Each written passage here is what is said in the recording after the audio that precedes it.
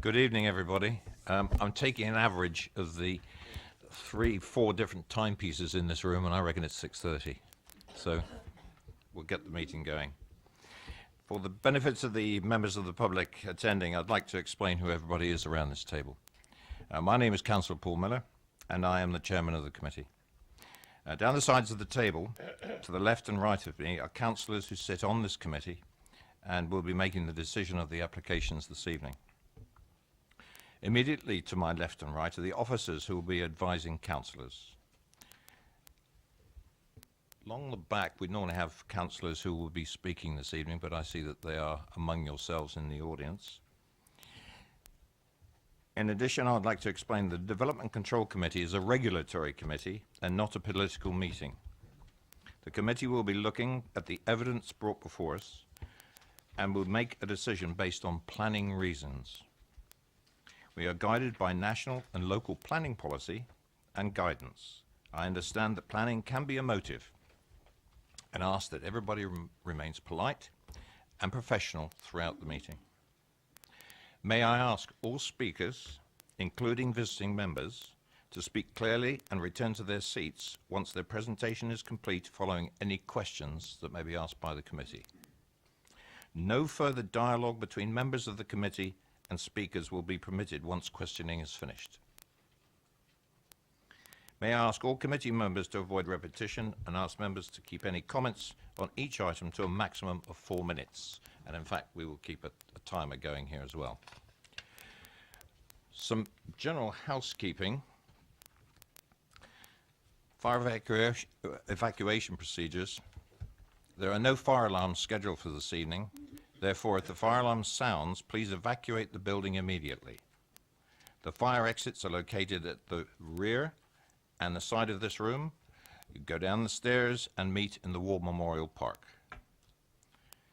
Please note the meeting is being webcast live on the internet, and that's been checked. And could I ask all members and the public to switch their phones off or put them on silent?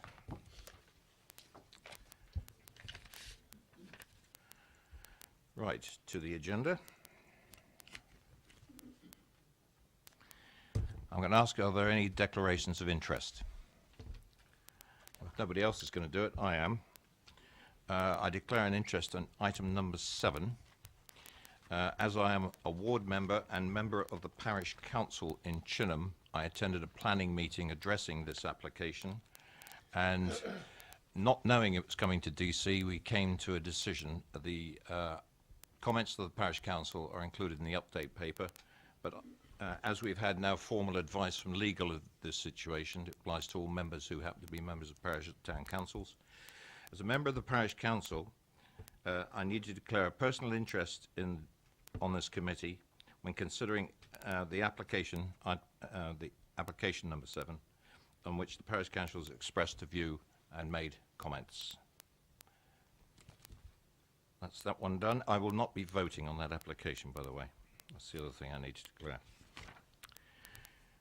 Urgent matters. There are no urgent matters this evening. To address the minutes of the meeting held on the 15th of June 2016. Are there any comments on the meeting of the Development Control meeting 15th of June? Can we accept them? Great. Thank you. I will sign those after the meeting.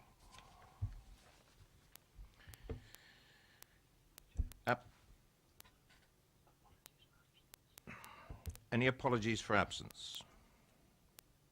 Well, at the moment, Councillor Goodison is not here, and we have Councillor Cubitt, so there'll be 2. I'm not sure about Councillor Goodison. He hasn't sent his apologies. I half expect him to arrive a bit later. Applications. Mike? Thank you, Chairman. First item is an application at land at Priestley Road and Aldermaston Road in Basingstoke. It's an application for the erection of 90 new dwellings with associated infrastructure, including new pedestrian and vehicular accesses from Priestley Road. There is an update paper on this application, confirms details of the viewing paper, and amended plans submitted as recently as yesterday, and as such includes amended and additional conditions that have now been finalised, with an update on some of the consultations following those amended plans.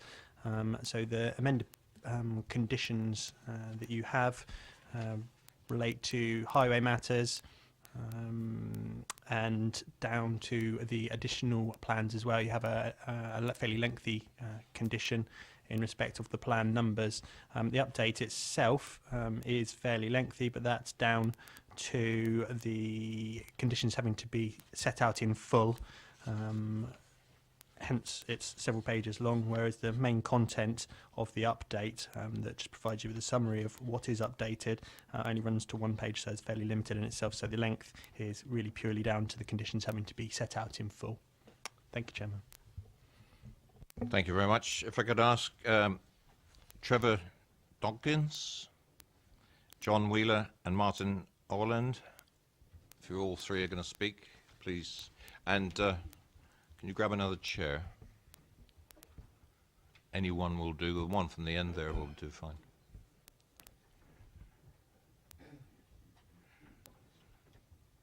Welcome, gentlemen. And combined, you have 4 minutes for your presentation. Thank you, Chair. My name is Trevor Dodkins and I'm from Phase 2 Planning, and we've assisted the applicant with this planning application. Alongside me are Martin Orland from Stuart Michael Associates and John Wheeler at the end there, who's Land Director from Bovis Homes. I'll do the 4-minute presentation, but if there's any specific questions that they would be better placed to answer them than I, then obviously that's why they're here. First of all, we're grateful for your officer's recommendation for approval, which we hope you will support, of course. I would like to extend our gratitude to officers for proactively working with us through the process. The application follows extensive community involvement, starting with a public consultation exercise for the entire community in June 2015, which was held at the Rooksdown Community Centre. Rooksdown Parish Council Ward District Councillors and Planning Officers also attended the event. And we'd like to thank all local residents, representatives and stakeholders who have contributed to the consultation process, as we believe the plan application is much improved as a result. The applicant's proposal is for 90 new homes with a bias towards housing. This mix responds to the site's adverse planning history, as past applications for over 300 dwellings of all proposed flats, which was not supported by local residents or councillors, and that was made very clear to us at the consultation event. Therefore, despite a historic allocation for 300 dwellings, a lower density development is proposed that is more in keeping with the demand for family homes and lower building heights more sensitive to adjoining uses. The proposal will deliver 40% affordable homes in accordance with the Council's planning policy, which is a considerable benefit. You'll also note from the officer's report that we are also, in terms of the Section 106, in addition to affordable housing, we're making contributions towards off-site community facilities, towards off-site education, off-site playing fields, on-site open space and off-site contributions, and delivery of off-site highway works, as well as a travel plan and landscape management plan. All of those are in line with discussions with officers and have been agreed. The original layout of the houses has been amended during the determination period, in fact quite extensively, as you'll see on page 42, I think it is, of your officer's report. The original layout of the houses has been amended in response to design and landscape officers' requests, principally for a planting buffer to the Aldermaston Road boundary. Whilst the adjoining county highways improvements have had an impact on the site's boundaries, this has been achieved through the removal of 4 houses, thus going from 94 dwellings down to 90, and parking areas alongside the boundary, in addition to a living green wall and introduction of more native planting and hedgerows. The proposal also provides a 1,600 square metre kickabout area of play, which will be secured by boundary treatment to prevent any conflict with adjoining roads, parked vehicles and houses. The proposal will also make a contribution towards enhancing strategic open space at Popley Community Park, which is accessible through a crossing across the A340. The layout also accords with the approved master plan created by the council for the sale of the site. In terms of standards, each property meets internal space standards, amenity space standards, privacy distances and parking standards, and the houses meet all acoustic requirements. We know that there was some concern regarding the potential for users of the hospital to park within the development, causing conflict, and we've submitted a parking strategy. Half a minute. Thank you. We've submitted a parking strategy which we believe overcomes this.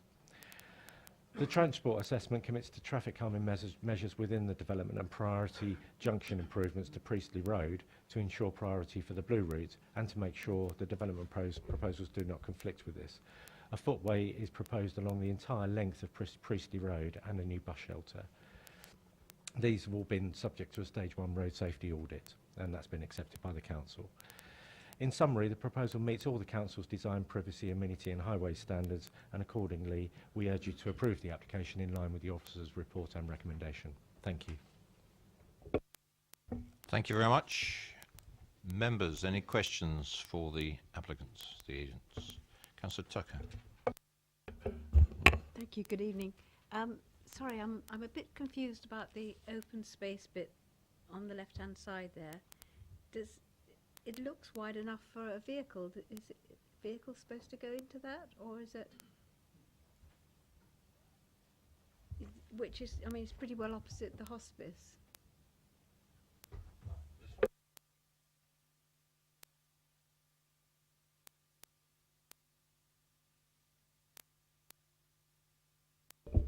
Can I answer that? It's actually a small parking area in association with the buildings at the end, with those 3 units at the end. You can't see it very clearly on the plan, but there is a very small area of green and a very small cul-de-sac, which is literally probably no more than 20 or 30 metres long, to gain access into the parking area, which is either side of the access drive.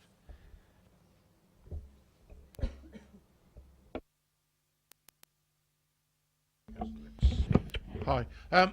Can I just make a plea, please, that people have been using A340 in the last year or so have had hell going to Tadley and back because of the amount of roadworks, and also going into the hospital.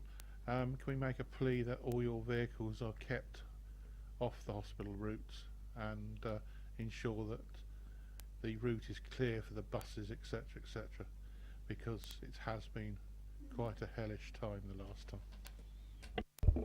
Yeah, I think there is a management plan that's part of one of the conditions, but my client has heard that and will obviously ensure that that's enforced.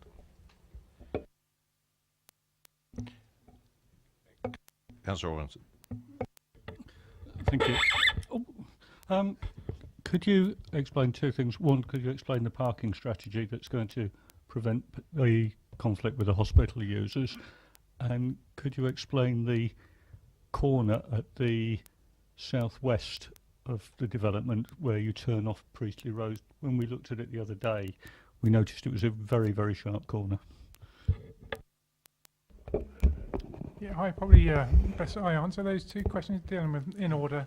With regards to the parking strategy, that's something that we've. It's going to be a multifaceted strategy, basically. In the typical Basingstoke standards would set a certain number of unallocated spaces. We've agreed with officers that the number of unallocated spaces will actually be less within the site. So each of the majority of the parking spaces within the site would actually be allocated to individual properties, and would be appropriate signage and markings within the bays to demonstrate that, to make it clearly visible for people trying to take advantage of those visitor spaces, that they're clearly designated to a particular property. In terms of the other points that we'd do, the open space in the centre of the site, we propose to provide double yellow lines around the outside perimeter of that to prevent anybody from bumping up the curb, if you will, and just leaving their cars parked in that manner. In terms of the double yellow lines that are currently in place along Priestley Road, we propose to reinstate those or reinforce those, because they're getting quite worn. So we'd just enforce those, and also provide signage as you enter the site and at various points within the site to basically deter any unauthorised parking and provide our own sort of management company to oversee that and enforce that those parking issues.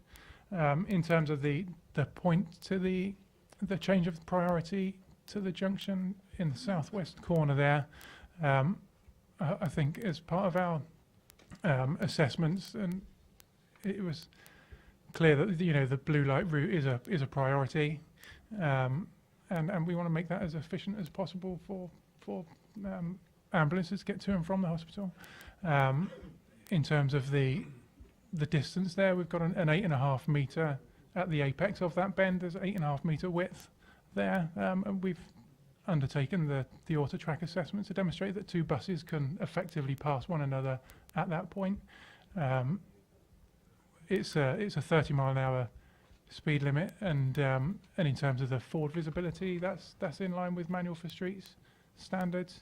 And yeah, the assessments that we've done demonstrate that junction would work fine in capacity terms, and a stage 1 safety audit has been undertaken to demonstrate that it is a safe junction.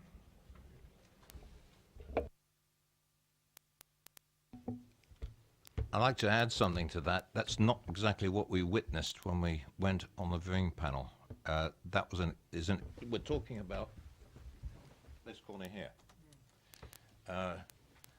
I've experienced it, unfortunately, had to attend the hospital fairly frequently over the last few months, and you can't turn there when a bus is coming out.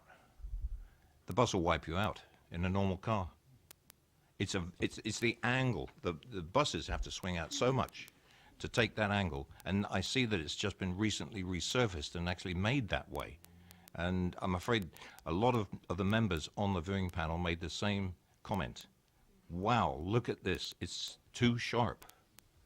I don't care what your standards are. When physically you get vehicles trying to go around there, it doesn't work.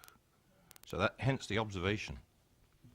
Yeah, just to come back on that, in terms of the tracking assessments that we've done, it's an 8.5 metre wide section of road that's once that priority changes, would provide that additional width for to enable a bus to pass in either direction, and effectively it's a 30-mile-an-hour road, and vehicles would be travelling at that speed to go around that corner. I'll have to make the comment, I hear what you say, but it doesn't work. Okay, any more comments? Members, thank you very much, gentlemen.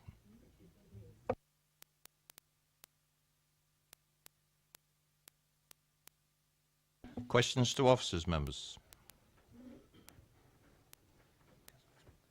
Councillor Westbrook. Thank you, Chairman. On that issue of highways, I didn't attend the viewing panel, but I noticed on page 44 of the report, under final comments, it says final highway conditions to be reported on the update paper. I haven't been able to find any, so unless I've missed them. Yeah, thank you, Councillor Westbrook. Yeah, the final highways conditions have now been set out in the update paper, so that's on the update paper. It's pages 5 through to 8. So effectively, they're the relatively standard conditions, if you like, that now respond to the latest set of amendments that came in post publication of the report.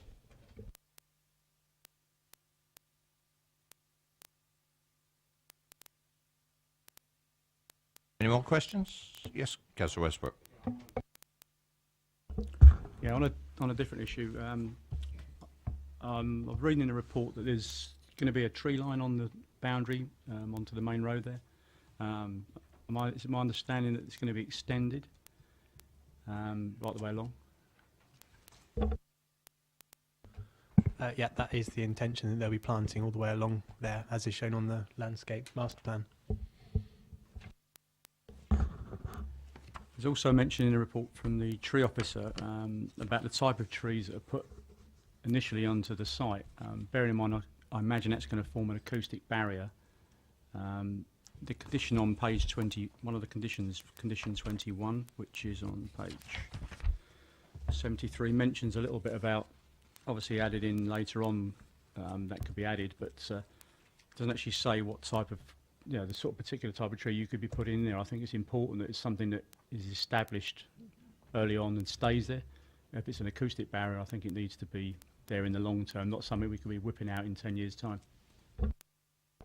Well, the details of the trees are to be secured through the conditions, as you rightly point out. But in terms of the acoustic value, landscaping itself, including trees and hedgerow, doesn't actually have any acoustic benefits. So it's not that that's being relied on to achieve any acoustic enhancements or improvements. It's the fence and the wall, so it's the boundary treatments through the site, as opposed to the landscaping. That's not part of what is being required to secure appropriate levels. It's not being taken into account in the calculations.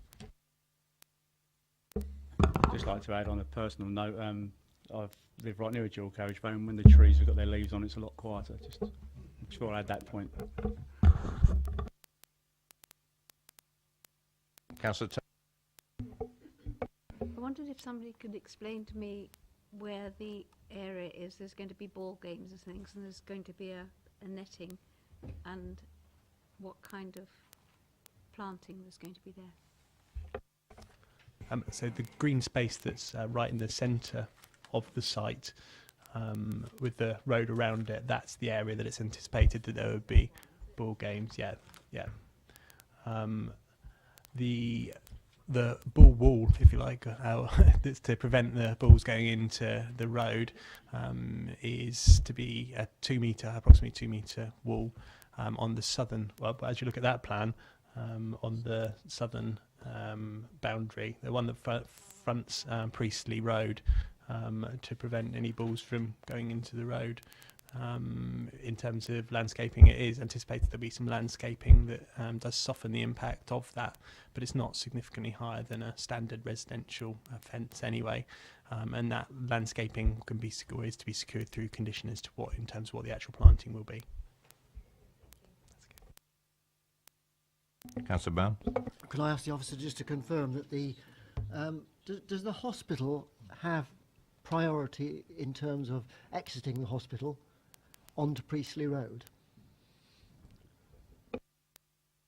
The priorities are being changed with the application so that the development would be accessed off Priestley Road, so the route would be changed from the main road through to the hospital. That would be the main priority route, so they would have priority to go through there, and it would be those users of the development that would have to turn off that main road, so they wouldn't have priority any longer. So we could get queuing for people trying to go straight over and into the entrances further north, whatever direction it is there. Yes, councillor. You're saying that the new residents, they would be having to give way near the entrance to the hospital to turn into the remainder of Priestley Road, because that would then be the minority junction. So yes, there would be potentially some queuing at that point. All right, no more questions? Councillor Robinson. Thank you, Chair.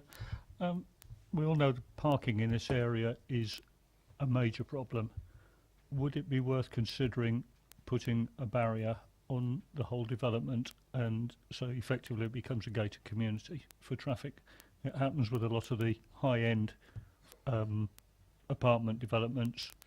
I don't see why we couldn't do it there, because I think parking is going to be an issue. In the highway advice that we've had is that no such condition is necessary.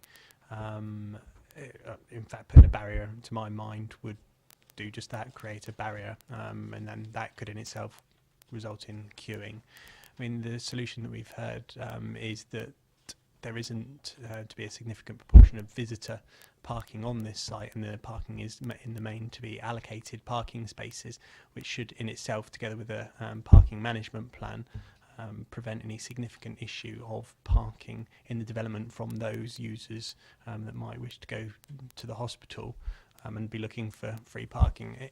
In any event, if there weren't those parking restrictions, it appears to me that all it would do is provide additional opportunities for people to park in the vicinity of the hospital.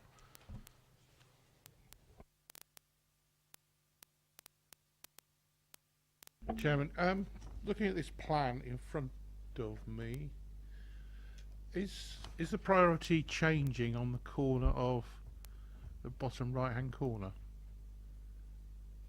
At the moment, people coming from, I'll say, the post office, sorting office, has priority over going round and up to the traffic lights. Looking at this, is that priority changing, or am I reading it wrongly?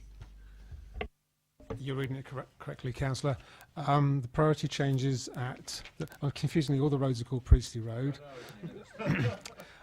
So the priority will change. So from the A340, the prevailing traffic will turn northwards towards the hospital and then westwards into the hospital entrance. And that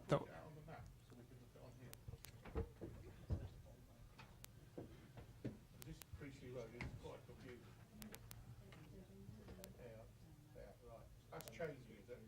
yes. Right. So the priority will be into the hospital as opposed to going down towards the post office. Well, that'd be a great improvement, at least.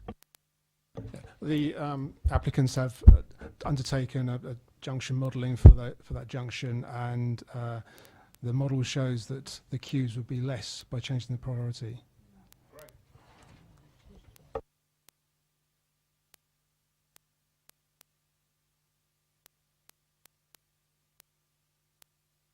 No more questions to officers? Debate? No debate? Councillor Porter. Not too sure about debate, Chair, but I mean, I think we're well aware of the history of this site, which has been substantial and extended. When we were talking some time ago about potentially 300 units on this site, it certainly wasn't, I don't think, going to work, wasn't acceptable. I think this proposal is a substantial improvement, a good compromise, and I see no reason, certainly in planning terms, why we shouldn't support it this evening. I know there's concern about the corner that you've been commenting on this evening, but I think there are limitations to that, and I think efforts have been made to create something which is much better than exists at the present time, and the change of priorities, Councillor Leeks has said, I think is going to make quite a lot of difference. I don't think that will be greatly exacerbated by the car movement that will come from this development in itself. Most of it is hospital traffic. We know that to be the case. And on that basis, Chair, I think we should approve it, and I move that. Seconded. Thank Councillor Tucker. Thank you.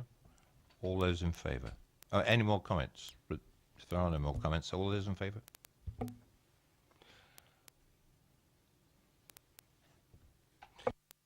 Thank you very much. Thank you, Chairman. Just to confirm that that has been approved subject to the completion of legal agreement as per the conditions in the officer report and the update paper. Thank you. Thank you. Item number 2. Land at Western Road, Upton Gray. We have speakers for this.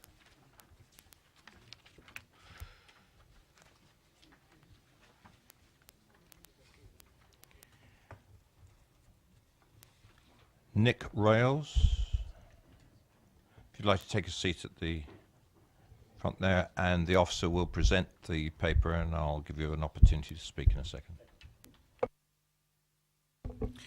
Thank you, Chairman. Good evening. This application is for the erection of 18 dwellings, including 7 affordable houses, on a 1.44 hectare site adjacent to the settlement policy boundary and conservation area of Upton Gray.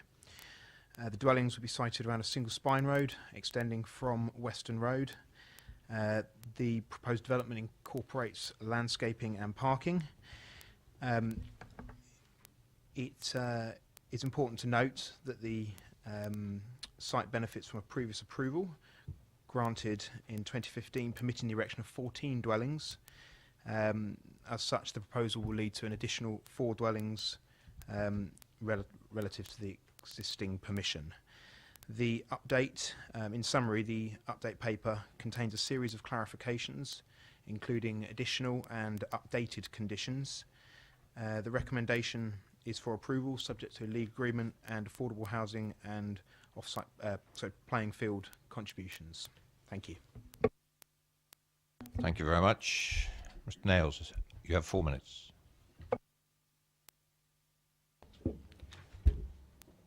The applicant seeks an increase in units of over 28% above the extant permission. This enlarged proposal is contrary to adopted policies and increases harm in several areas. The proposal is contrary to the policies of the adopted local plan, which aims to direct development to within identified settlements. Have no doubt that it fails all of the tests in policy SS5 and SS6, new housing in the countryside, including on number of units. The proposal meets no locally agreed need, and we have never had so many objections to an application in Upton Gray. There are recurring problems with surface flooding, which results in sewage flooding houses downstream of the development. Infrastructure improvements required to solve this have yet to be designed, let alone implemented. The local plan requires developers to demonstrate that existing planned and/or committed infrastructure is sufficient to accommodate new development proposals. But the existing main sewer cannot support further development, and no solution has yet been found for foul or surface drainage at this site. There is no agreed solution with Thames Water as claimed. The Thames Water letter dated 23rd of May 2016 confirms an inability of the existing wastewater infrastructure to accommodate the needs of this application. That letter also seeks the imposition of a Grampian condition that no development should be commenced until a satisfactory solution and infrastructure upgrade has been implemented. We note with great concern that this advice has been left out of the report to this committee and that no such condition appeared to have been suggested. The proposal would jeopardise a 100-year-old haulage business which relies on an unrestricted licence and a buffer zone between it and the village. The vast acoustic fence proposed will be ugly and ineffective for bedroom windows, as forecast by the council's suggested condition anticipating mechanical ventilation, keeping house windows closed at night. Surely the committee cannot agree that increasing the proposed density will in any way lower the risk to this business.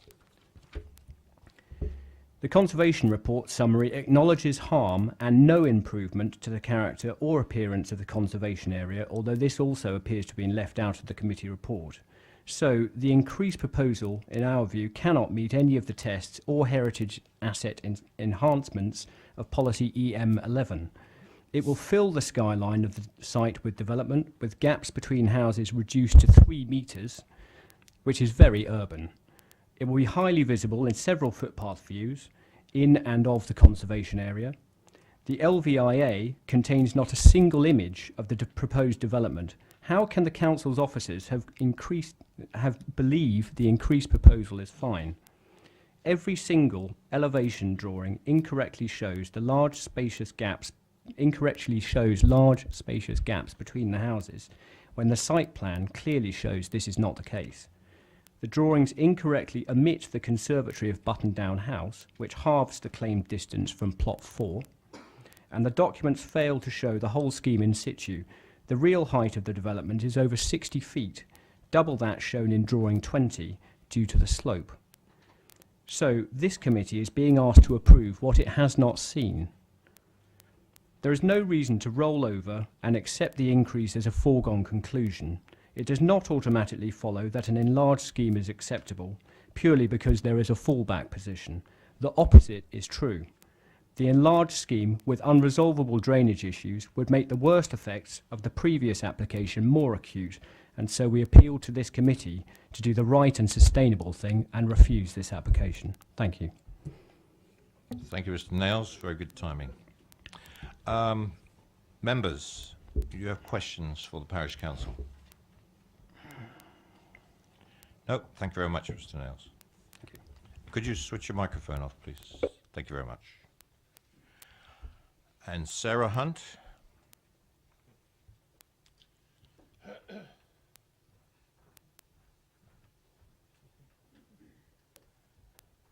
And unless you set that before, it's the big black long button on the panel there. You have 4 minutes. I'm here on behalf of the residents of Upton Gray and for my family's haulage business, which is located beside the proposed development. Due to its unsuitability and the threat that it poses to our livelihood, we objected to the previous application in the strongest possible terms. We now object to this application as the additional 4 houses significantly increase the negative impact of a residential development on the site. As the Parish Council have illustrated, there is absolutely no support for this entirely unsuitable scheme from the village, and there is no demand for it in this location. The application goes against policy and contains serious errors and omissions which undermine the evaluation of the proposals and would cause real harm to the village. There have been no satisfactory amendments to address the following issues. 1, the existing surface flooding on Western Road. Residents sent in photographs as recently as the 8th of June to illustrate the current problem, and there is nothing here to mitigate it. An application for a major development must include sufficient design detail on the management of waste and surface water before even outline permission is granted, as a workable solution to these problems will affect the layout and maximum number of houses that can be accommodated on the site. There is not enough information on these material considerations to make a safe decision on this application. 2, the proposed urbanisation of a rural area. 18 dwellings in this amount of space reflects an urban development, not a rural one. There are too many plots too close together. Bad enough to be developing on previously undeveloped land outside the village boundary, but this proposal is in no way in character with the rest of the village. And 3, the impact on our business. The application only serves to increase the threat that we face. It is of great concern, even disbelief, that the planning report presented to the committee does not refer to the extensive design features required to control the impact of our noise on future residents of the site. These are design features already conditioned in the existing permission for the site, and further measures proposed in the consultee response to the current application. When we raised our concerns with Millgate, their response was to move one of the dwellings slightly further away and to offer an entirely unsuitable acoustic fence with planting, which will overhang our trailer park and make it unusable. These measures aren't acceptable. The Parish Council have informed me that there was audible noise from our site at the time of your visit. This noise can be attributed to the movements of 1 forklift, our tractor cutting the grass, a wheeled excavator carrying out maintenance, and 1 HGV picking up a trailer and leaving the premises. This is a tiny fraction of our capacity. We have 3 forklifts and we currently operate 10 HGVs with an unrestricted 24-hour licence for up to 12. At peak operation, you can expect us to make significantly more noise than that which you heard, with the accompanying ground vibrations and dust. We can currently operate successfully with these noise levels due to the natural break between our site and the village and our commitment to being good neighbours. However, it is undeniable that our operation would have a detrimental impact on each and every resident of this development. Your report states that we can be expected to have a significant adverse impact and that residents can expect periods of intrusive noise. This business has been going for 120 years because of our ability to be flexible and to grow and develop into different areas. This development would effectively put a noose around our necks. If you remove our ability to grow and develop, you remove our ability to be profitable. The planning report only refers to a proposed solution to noise problems of having environmental health investigate with regard to the relevant legislation. You have 1 minute. They are satisfied that the proposed mitigation is only sufficient to prevent detrimental impacts to the occupiers from our currently existing activities. This is in direct contravention of national policy. The increased number of dwellings on this proposal only serves to increase the number of complainants who threaten the future of our business. We've seen it happen time and again to other hauliers. They have their operating hours restricted in response to neighbour complaints, they are unable to operate profitably, and they end up out of business.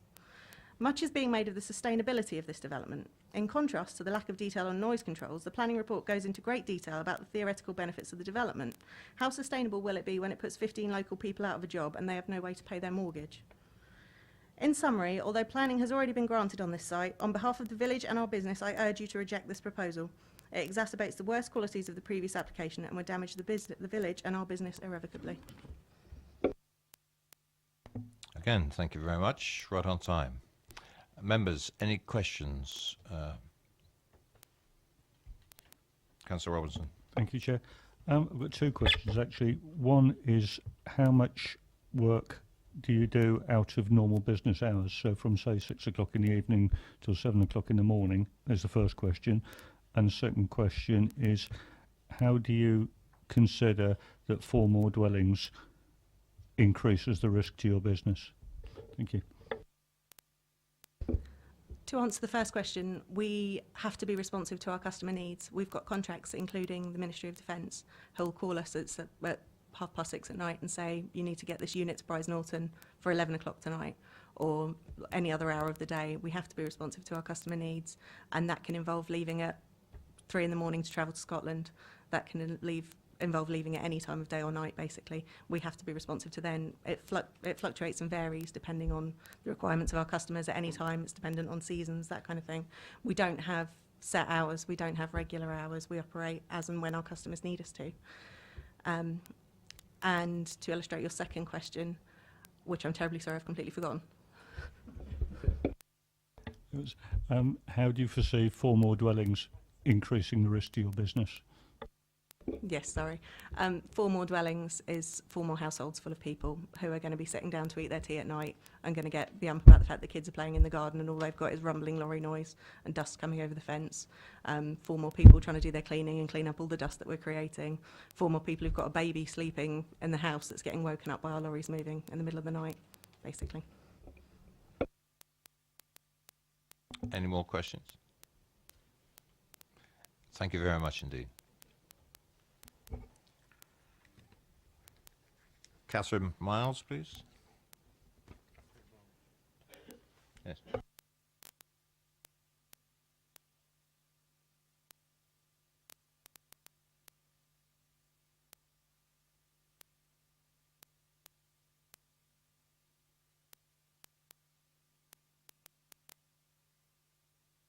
Hello, Catherine. Nice to see you. Right, you have 4 minutes. Good evening. Thank you, members, for allowing us to speak to you today. Thank you also to those who visited the site on Friday. I am Andrew Oman from Millgate Homes. Millgate Homes is a well-established house builder within the Berkshire, Surrey, Oxfordshire and Buckinghamshire area. Whilst this is our first development within this borough, we have a strong reputation for excellence in design and pride ourselves in exemplary developments. This is why we have achieved an award-winning brand. The application site is situated along Western Road on the western edge of the village of Upton Gray.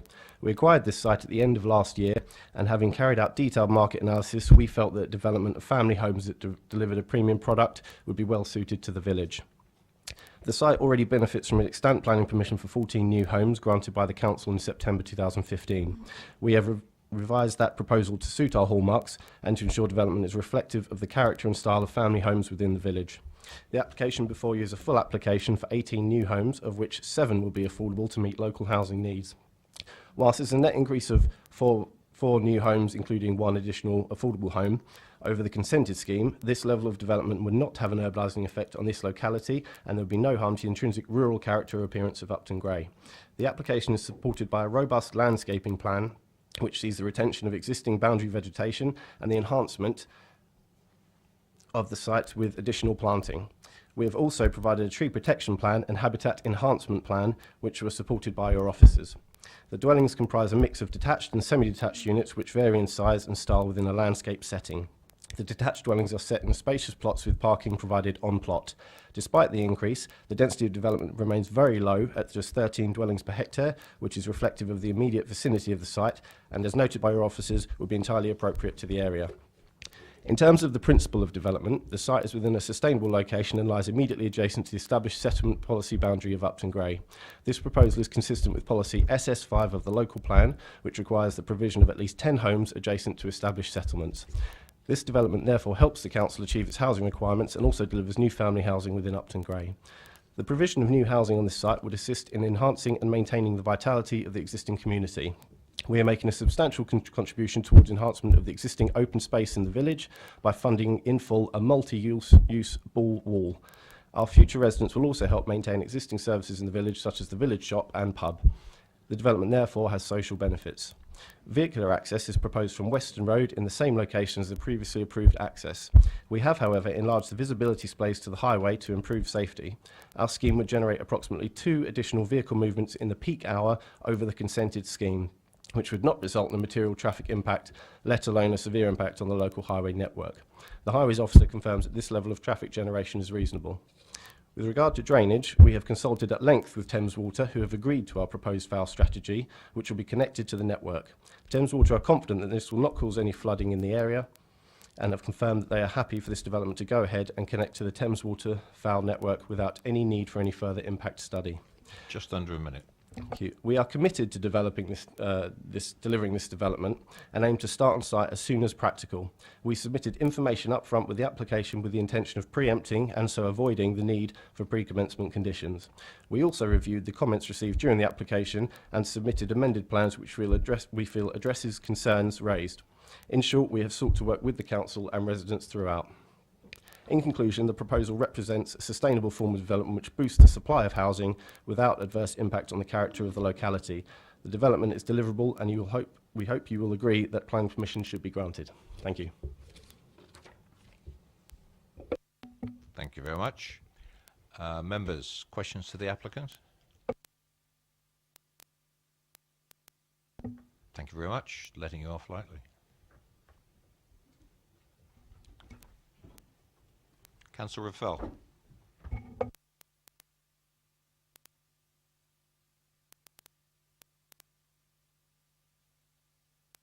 Good evening, and you have 4 minutes. Chairman, thank you for allowing me to address you. I wonder if members could just have a look, open pages 120 and 121 in the papers. 120 and 121, they're the plans. Because it's a lot easier if you have the plans in front of you with the points I'm going to make. Of course, don't be fooled.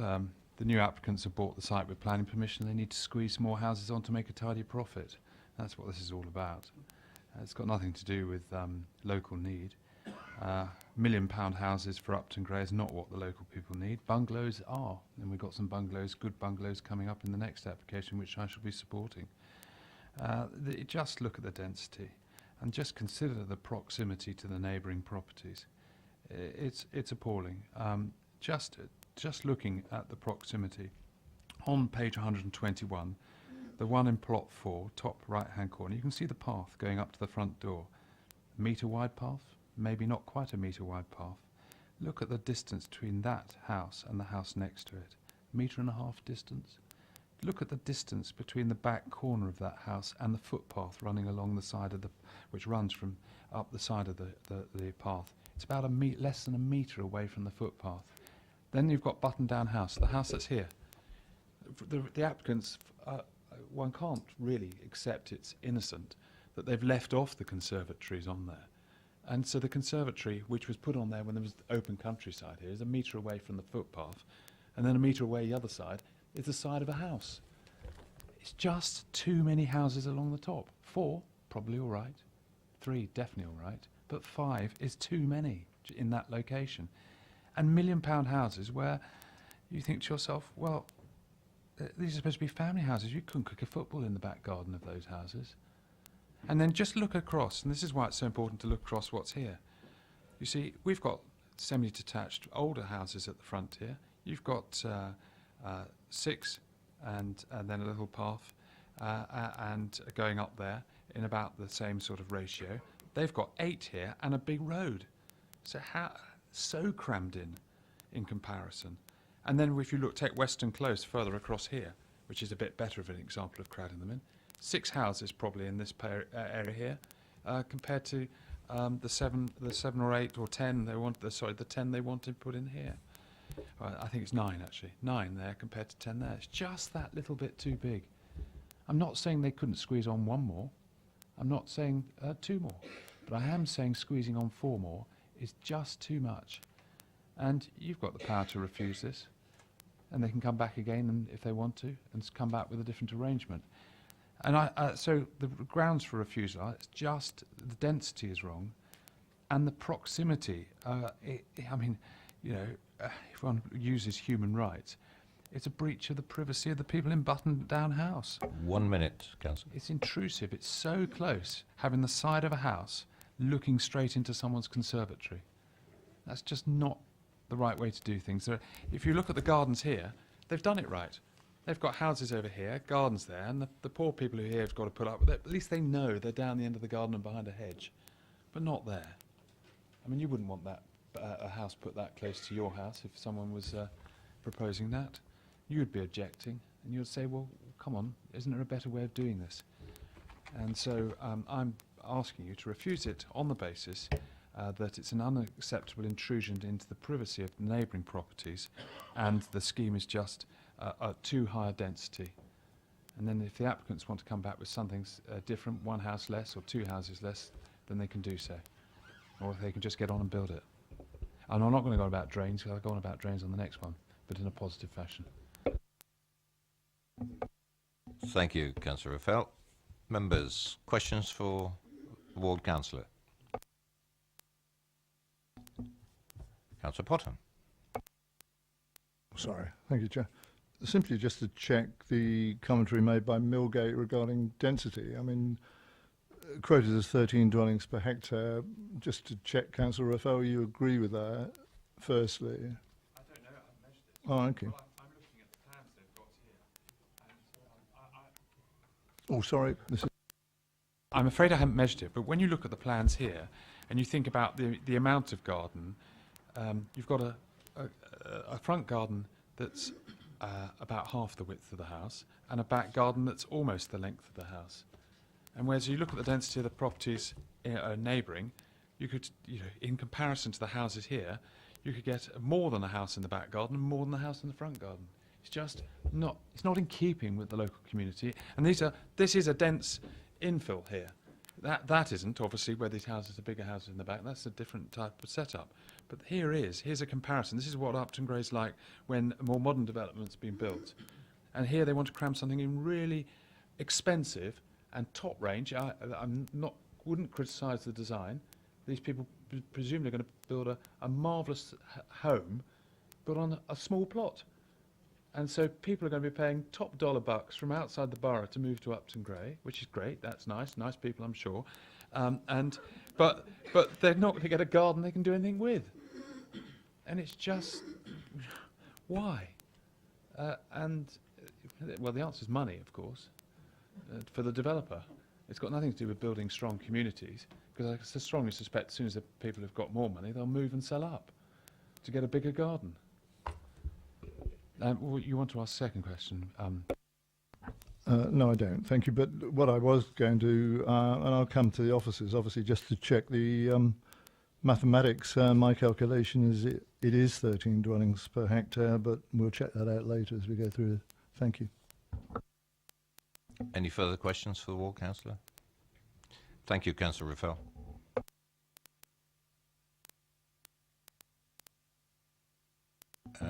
Have questions to officers, but the first one is to clarify the density, please. Thank you. The development site has, as proposed, for 18 units, has an approximate density of 12.4 dwellings per hectare. The original 14-house scheme had a density of 9.6 dwellings per hectare. Thank you. Any other questions to officers? Councillor Robinson. I seem to remember from the site visit that the houses at the back on the ridge line have been changed from being 2-storey to 2.5-storey. As a result of that, has there been an increase in the ridge height, or have they managed to accommodate that within the existing roof space?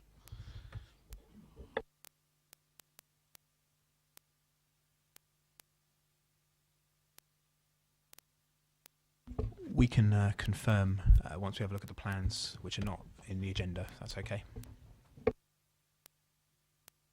Is there another question in the meantime from Councillor Robinson? No, you've got no other. Councillor Westbrook. Thank you, Chairman.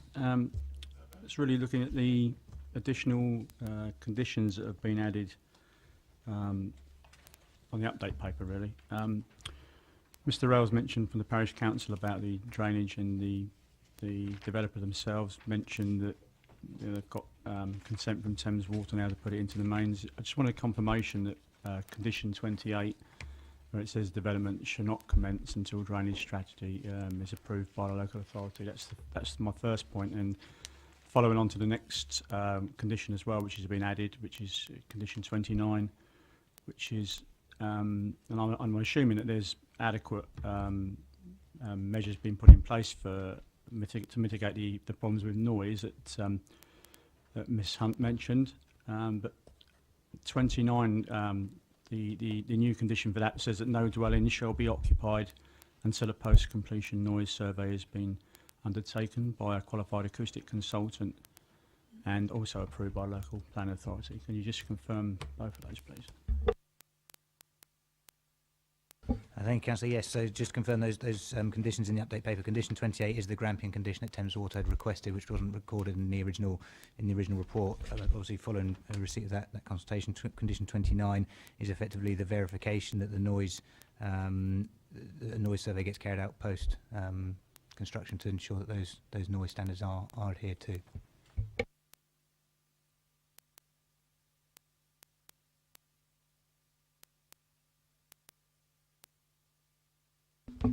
Chairman, we can confirm that plot 4 has a ridge height of 9.4 metres. That's the one adjacent to Button Down House. Yeah, I think we had I think the issue was that, excuse me if I'm preempting something, Councillor Robinson, but when we were on site, that's 9.4 metres from where? Because you've got an upslope, and Button House is up at the top right near the top of the ridge line. That 9.4 metres is taken from ground level, but members will note that there is also a levels condition has been added to the agenda in the update paper, so that it can be known whether that is 9.4 metres from the existing ground level or whether it can actually be required that is dug down a little, or I suppose whether it also the reverse is true, that it's built up a little. But that is something that's part of the update paper for us to consider through the condition submission as to whether the levels are appropriate, both in the landscape terms and in terms of amenity of neighbouring properties, both within the development and for adjacent properties. Thank you, Chair. That doesn't really quite answer the question. I seem to remember from the site visit that there'd been a change in the design from 2-storey to 2.5-storey. Now, with a 2-storey house, you can put a fairly low-pitch roof on. With a 2.5-storey house, you need quite a high-pitch roof, which could have resulted in an increase in the ridge height and the actual build height of the property itself. I just wanted to confirm that there hadn't been an increase in the actual ridge height as a result of the bedrooms being put in the loft space.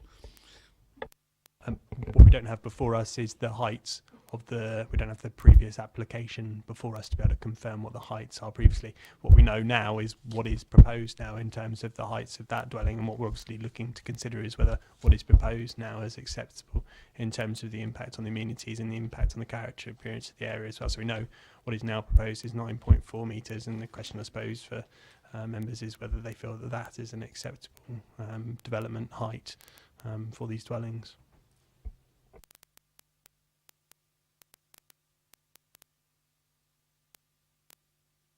Any more questions, members? Councillor Tucker.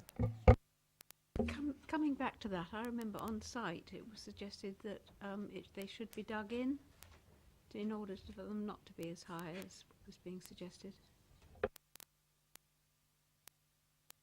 Yes, Councillor, that's what Mr. Chapman was referring to. You're absolutely right. The levels condition can secure that detail so that it can be sunken in if deemed appropriate, but that would be through the levels condition that's been suggested.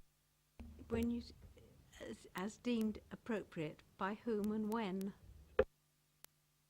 So the normal approach is that clearly the application, if approved, be subject to conditions which should be effectively discharged by officers on behalf of the council. That is the normal approach to conditions that you impose on planning permissions.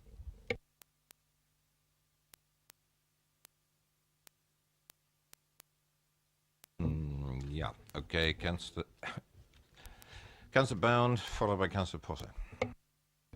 Reference page 122 of the committee papers. It would appear, am I correct in assuming here that the dotted lines show the heights of the buildings on the previous application?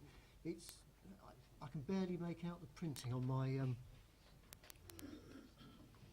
my plans. I can confirm that that's an indicative layout, indicative representation of the approved development and the proposed development from the street scene of Western Road. It does not show the back of the site at the highest elevation. I wasn't actually asking that. I was saying the dotted lines as they are shown, compared to the buildings which are shown there, is that a representation of the heights? That's a representation, yes. Councillor Potter?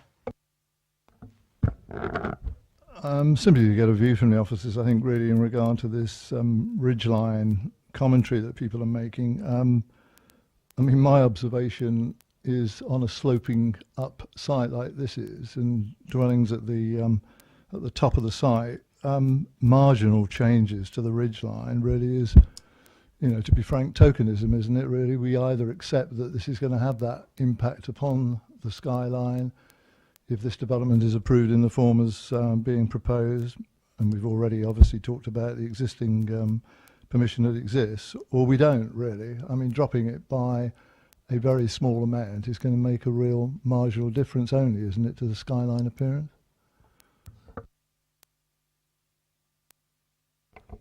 In essence, it's quite correct that what we're looking at is a dwelling that's been proposed at 9.4 metres. It's unlikely to be dug in very significantly, as you say. So yes, I think we need to consider the height of the dwellings as is proposed, and the 9.4 metres is that plot 4, and that's the height that the dwellings are in essence going to be. So that's what you are considering. Any more questions, members? Okay, debate, if there is any. Councillor Tucker, All or I Councillor can Robinson. say, Mr. Chairman, is that I voted against the last application, which actually was approved, and I still cannot find any good reason to grant this one, because I think it's even worse. Councillor Robinson. Thank you, Chair. Looking at the density of this, it's in other circumstances it wouldn't be an over-dense development, but the position of this house in plot 4 is particularly just out of order, and I don't think this should go through in this form. I could put up with the overall density if the layout was more suitable, so I would propose that we refuse it on those grounds. Do I take it you're seconding Councillor Tucker? Yeah, I'll second Councillor Tucker's. Councillor Potter? Assuming we're still in debate, you know, although you've got a proposal, obviously, and we'll come to a... I'm happy for you to debate. We've got that on the table. Well, at the risk of further sleepless nights, I mean, I have to say that my view is opposite. And I think we are reminded, obviously quite properly, that there is a extant planning permission, and that is a significant material consideration that we have to have regard to. And I think the question that I raise for myself, and I'm not prepared this evening, unless others are to go through all of the arguments that we pretty well exhausted some time ago, really, in regard to this site, is whether this proposal represents an improvement on the layout that we had before us before, which we approved, and I think it does. Despite the increase in density, I think in terms of layout, and particularly the siting of the affordable units, a number of other things, I think it represents an improvement. I'm always minded, and was reminded by Ms Miles, about the commercial aspects of this regarding her own business. I mean, I do take the view, and I know Councillor Rathel made a point of saying this in regard to the types of dwellings that are likely to be put there and who will buy them, but the provision of buyer beware applies as far as I can see. As long as the search is carried out on purchase of properties, makes it very clear that the haulage business exists adjacent to the properties concerned, no one would have good cause for complaint, it seems to me, in due course, any more than the existing residents of Upton Gray apparently do at the present time. And certainly I'm impressed by some of the acoustic mitigation which is being proposed, and I think will be entirely satisfactory. But everybody must be aware of the commercial organisation that is adjacent to this development.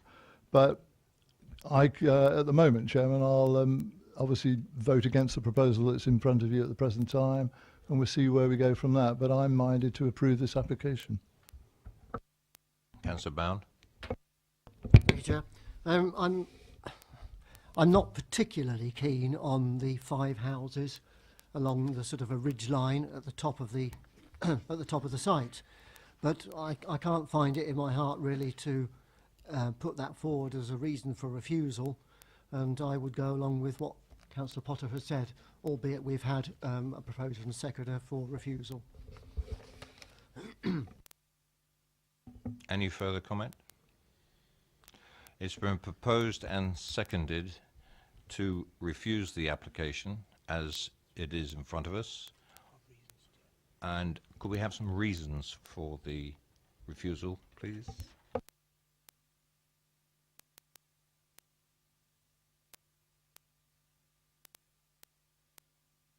Anything else?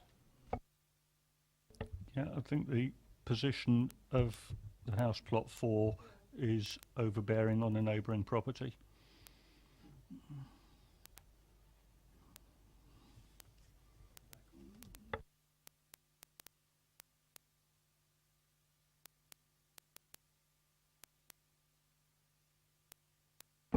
With just clarifying the overbearing and the relationship of plot 4 to Button Down, the approved scheme for 14 units, plot number 4 on that particular application, which should, yep, that's current one. Plot 4 on the approved application is the same relationship with a flank wall, which is, if you can see, to the top left of your screen, that relationship, and now if you mind going back to the other proposed, is almost identical but slightly side on, and there's a slight angle. So just to bear that in mind from what's been approved, if that is a reason for refusal.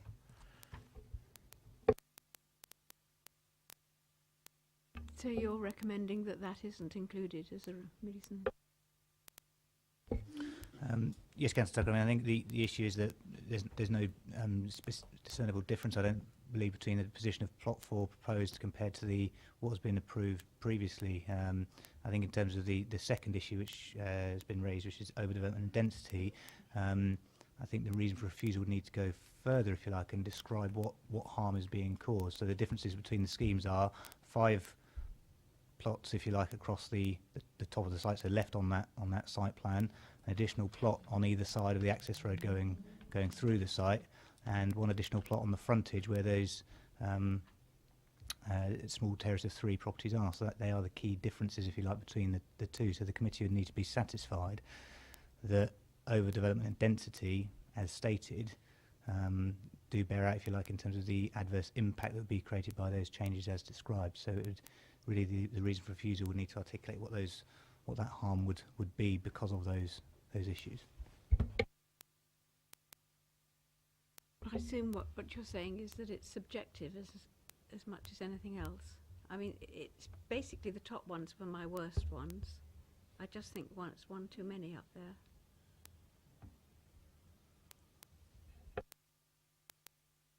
So I think, Councillor Tucker, if the concern of the committee was about the 5 properties in particular at the top of the ridge, comparative to the 4 dwellings already approved on that ridge, then that is the basis on which the reason for refusal should be framed. If it's to do with other aspects of the site, then the reason for refusal should be specific in referring to what those harms are as identified, and I think that should be put forward before the vote is then cast, Chairman.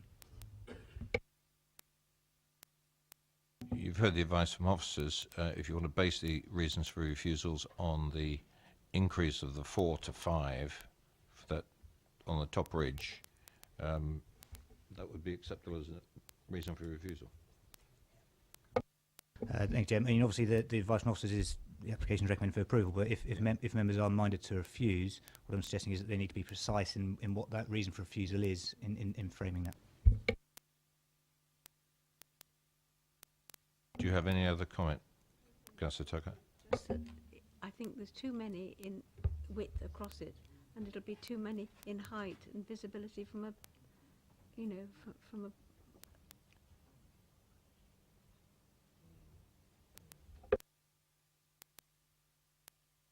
Okay, we might suggest to include in your reason a cumulative effect, that it's too much with that additional unit along the ridge. Somebody's better at English than I am.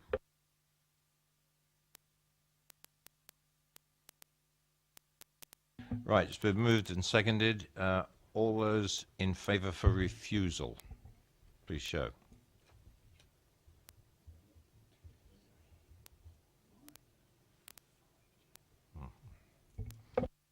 All those against?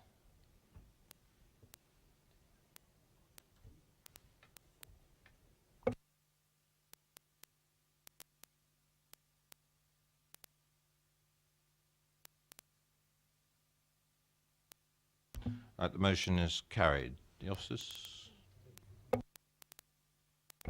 The application is refused on the basis of the impact of the additional units, the cumulative effect of the additional units in respect of its width and height and visibility. Also, members, as a technical reason for refusal, as the legal agreement hasn't been completed, a reason for refusal will be added on that respect. Thank you. Item number 3. Site adjacent to Meadowside Bidden Road, Upton Gray. And we have Mr. Janaway, please. Would like to come forward?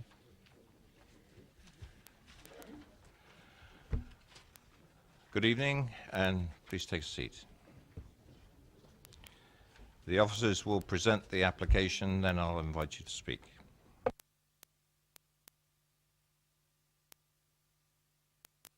Thank you, Chair.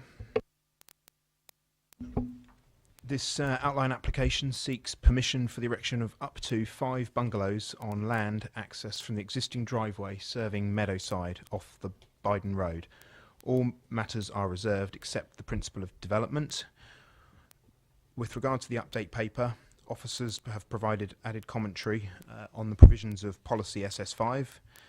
Notwithstanding the identified conflict, development is considered acceptable in other regards, and therefore the item is being recommended for approval subject to conditions as listed in the agenda. Thank you. Thank you. Mr. Janaway, you have 4 minutes. The big black button in front of you. Good evening, Chairman and Councillors. I don't actually propose to actually speak about it, but I thought it would only be correct as a family member of the applicant that I actually come and, if you have any questions, to ask them of me. Thank you for taking the trouble to come along. Members, do you have any questions of Mr. Janaway? They're letting you off lightly, Mr. Janaway. Thank you very much for coming along.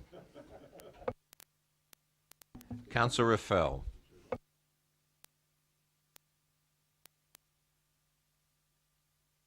I just wanted to let you know that I'm in favour of this application. There are some people from one particular political persuasion who think that those who live in the countryside and represent those who live in the countryside are against all forms of development, when it's more than one house at a time. They are wrong. I'm proving it. It was always anticipated that at some point there'd be a bit more development in this corner. Meadowside was only developed a few years ago, and I was in support of that as well. I think bungalows are a useful addition to the village. There are some bungalows not far away from here. It enables slightly older people to downsize and keep them in mobility, and probably take up residence for maybe a couple of decades in them as people live longer. So it's a good thing, and it's a good thing but also next to some affordable housing at Meadowside, where you inevitably get, not that I'm saying that we are getting, but inevitably can get more transient population, so it creates a bit more balance there, which is useful.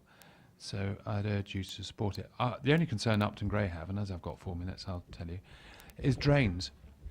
We do have a drainage issue, and again, some of you, whilst you were coping with the floods in Buckskin that got all the unfortunate headlines, were unaware that this part of my ward, along with another different part of my ward, but this part of my ward was completely flooded for 3 months too. And the only drain we have, it comes from South Warnborough, from Hart District, with one water authority running it, and it comes through and over the hill and down through Upton Gray and then goes out into North Warnborough, which is out of our borough's control, to a different water authority. And when the pumping station broke, neither wanted to know, neither wanted to fix it, and all the sewage just stayed in the houses for weeks on end. And it was every time the rain came, up came the manhole and out came the water. So we have a very difficult situation, and we are very concerned with that position, because this will be plumbed onto those mains. Everyone else doesn't have mains drainage, and they just deal with themselves and they don't have problems. So that's the plea on drainage. And I hope the planners take this into account when considering conditions in due course, to make sure that there is actively a dialogue with the water company to make sure that the pumping station is working properly or it can be enhanced. And as we know with the previous application, there's some talk about putting a mains drain all the way through the centre of Upton Gray to join up with this, which is why the objectors for the last application were very concerned, because it doesn't work in stressful conditions, and now you understand a little bit more why. Anyway, thank you for refusing the previous application, and I'll thank you in advance for approving this one. Any questions of Councillor Rafal? Thank you, Councillor. Questions to officers?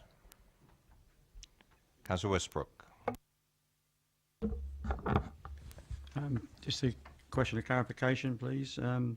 On page 125 of the proposal, it says the application forms themselves suggest the indicative mix of 5 bungalows containing 2 bedrooms each. When you go to the plan on page 143, it says 1 and 2 bedroom detached bungalow. Can you just confirm that they are 2 bedrooms, or is they're going to be a 1 bedroom bungalow? Thank you. The scale of the development is to be determined at reserve matters stage, but the council and officers have considered the application as being 2-bed bungalows. But again, there is a degree of flexibility depending on what final design and layout and scale is brought forward at that reserve matters stage.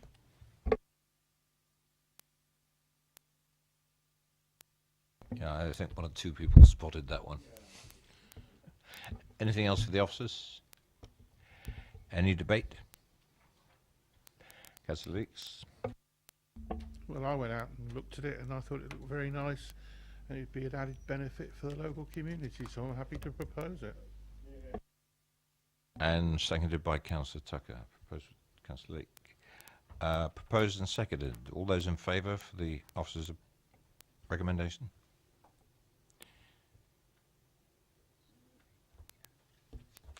Thank you. Officers, motion is carried. Thank you, Chairman. To confirm that the application is approved for the conditions listed in the agenda and the update. Item number 4. Oh, thank you. It's land adjacent to Queen Mary's College, and it's Kenneth Wales.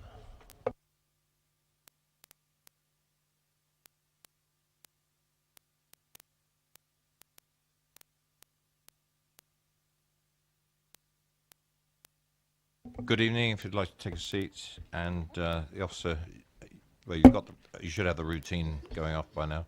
Officers will present, and I'll bring you forward. Thank you. Thank you, Chairman.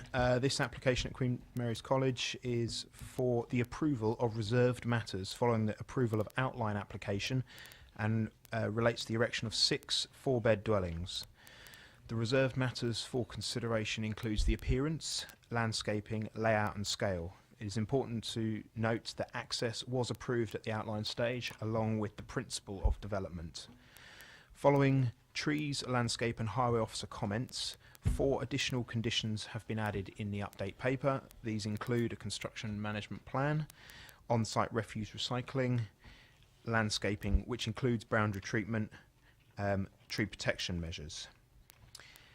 The recommendation is for approval subject to conditions listed in both the agenda and the update paper. Thank you. Thank you, Mr. Wells. You have 4 minutes. It's the big black button in front of you. Is the big black button, please? That's it. Thank you. Thank you, Chairman, and thank you for the opportunity to address the committee. I'd like to refer, first of all, to page 151 at the Other Matters section, where I note that you note the requirement for a condition that requires the submission of surface water. Delighted to see that, but would just want to remind everyone that this is a site on a slope, and that even if there is soak-away provision on the site, I think there is a likelihood that water will be draining off the road that services the buildings that you're proposing. And in fact, this matter of the sloping nature of the land is very important in understanding this development. Moving to another section on page 151 under the heading Highways, I note that a further 3 spaces have been added to the development proposal, which were not previously there. That means that there will now be 17 vehicle spaces on the site. Given that the site is elevated, this will add to the visual impact on the site. It will also increase the amount of the site covered by tarmac, which will again exacerbate the level of runoff, and generally will have a visual impact for users of the road, just given the number of parked cars. Thirdly, if I could move to page 149, at the bottom there where it refers to the scale, and then over to page 150 on appearance and neighbouring amenity. There are a number of references here that I would like to refer to briefly. At the bottom of page 149, it states that the ridge height of the proposed dwellings would be 11 metres, which would not appear to be out of keeping given the scale and heights of the dwellings to the opposite side of Cliddesden Road. Again, please may I remind you that this site is on a slope, which will further exacerbate the massing effect of this proposed development. In the previous plans, the ridge line for the development was at 9 metres, and I brought my measure along today. You're now proposing to add a further 2 metres to the ridge line, which is actually taking us that much higher in the ridge line to the development, which I consider to be quite an excessive increase in the ridge line to the proposed development. Moving on to page 150. And you have 1 minute. Thank you. It says the form and general appearance of the proposed built form is considered to be in keeping with the character of the built form within the area. I would perhaps suggest that it's not entirely the case. And again, reminding you of the sloping nature of the site, further down under neighbouring amenity, 5th paragraph, I believe that, in fact, by virtue of this large block of buildings, it will have an undue and overbearing impact on the site. They were my main points. Perhaps finally, if I could refer to page 146, the Basingstoke Heritage Society makes an objection to this development also, and particularly refers to the density of the proposed development. Thank you very much. Thank you. If you could just hit that button again, please. Thank you. Members, any questions? Councillor Bound. Brief one. Would you not agree that there's quite quite heavy vegetation along Cliddesden Road in terms of, you talked about the extra car parking spaces being visible or something. I mean, is that not going to be behind all that hedging? Unfortunately, by virtue of putting in the 3 additional spaces, the hedging is going to be removed.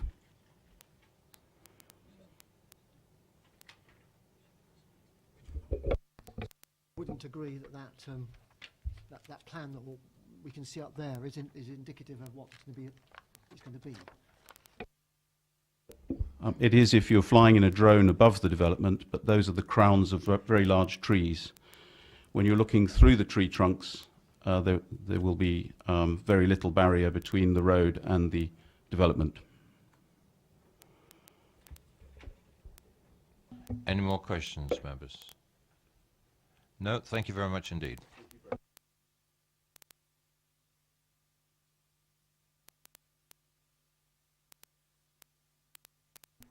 Questions to officers? I have one. Could we confirm, I know that the subject was discussed when we were on site, that vegetation along Cliddesden Road will remain intact as we saw it? That's correct. The vegetation that is there, including the mature trees, will be retained, and any additional landscaping on top of what you see on site will be secured through the condition that's been attached in the update. Thank you. Anyone else? Councillor Potter? Thank you, Chair. I just wanted to clarify, if I might, I mean, looking at the site boundary proper, I mean, when we went on site, we were aware, I think, obviously, that the access currently provides entry into QMC itself and presumably is used on a regular basis by students. And that would be the presumption in the future, I guess, as well. I just wondered whether that is allowed for and what sort of conflict might occur with the sort of residential use of the site. But is that a planned arrangement that's provided for in some of the conditions?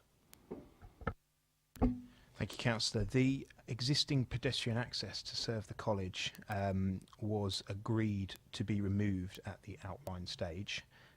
There is a new pedestrian access which accesses the college from the north off just as you're coming underneath and I think it's the underpass from the main road, and sends pupils in via a different more direct route. If users did wish to continue on down Cliddesden Road, they would have to pass the site and then just take the next right where the existing access to the parking is. So that has been agreed at outline. I understand the theory, but thank you. We'll see what happens. Students have a wonderful way of finding the shortest route sometimes. Any more questions? Any debate? Any proposer? Councillor Potter? Sorry, Chair. I mean, simply to say I'm content with the proposal and the approval of the reserved matters. Quite frankly, I like the echelon design, and I think it's a good design. I have no reason to object, and I'd recommend it for approval. Seconder? Seconder, Councillor Tucker? Pardon? Well, I'm sorry, you're first on as we go around, and much a prettier one than. Sorry, guys. You dip out. The application is proposed and seconded for approval. All those in favour?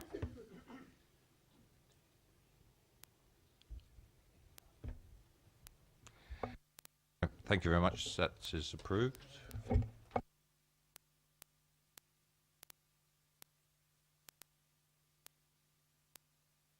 So to confirm, the application is approved, subject to the conditions listed in the agenda and those updated conditions in the update paper.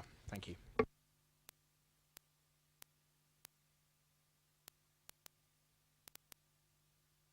Right, item number 5, land adjoining 427A Worting Road in Basingstoke. And could I ask Mr. Sumner to come forward, please? If you could take a seat. and the officer will present the application. I'll call you up in a minute. Thank you. Officer. Thank you, Chairman. The application is a proposal for the erection of a new detached dwelling with an associated car parking following the demolition of the existing garage. There is a very short update that just confirms the viewing panel visit to the site. Thank you, Chairman. Mr. Sumner, you have 4 minutes. Good evening, and thank you for letting me speak. This application is overdevelopment of an existing garden in the countryside. I believe it should be rejected for the following reasons. Situated in the Worting Conservation Area and located via an unadopted private lane to the south of my home, it would be clearly visible from my bedroom window, kitchen, patio and garden, and will be an unnecessary eyesore, having a serious negative impact on our privacy. My fiancée has had to close our bedroom curtains whilst getting dressed, shocked to be faced with developers and estate agents on site visits, having a clear view of her. This is not acceptable. Number 429 would face the dwelling, also affecting their privacy and outlook. It would be crammed into a small space. I cannot see any type of exceptional circumstances that could apply to this application. Residents all access the homes via the lane from Worting Road. This is private and the land is owned and maintained by Mr. Colin Tipper at 429B. He has not given permission for access to the proposed new dwelling. Entry and exit is dangerous due to traffic volume, speed and poor visibility. Vehicles also parking near the junction. More vehicles using the lane will increase the risk of an accident. The felling of an existing mature conifer tree to give access to this property is simply unacceptable. When Mr. Tipper built his home 2 years ago at 429B, the council was adamant that his house had to maintain the building line level with number 429 next door, leaving him with a small rear garden, which wasn't of his choice. The building line at the front of the proposed house is not in line with the existing bungalow at 427A. The plan shows the proposed bungalow to be placed as far forward to the lane as possible, giving it a larger rear garden. The applicant cannot simply place it where he likes to gain a more attractive rear garden. Also, turning into the property is very difficult in that lane and would also encroach on the property across the way. This application should be rejected to preserve and protect the countryside vista and respect the privacy of residents in this small, private, unadopted lane. This application is not in the council's development plan.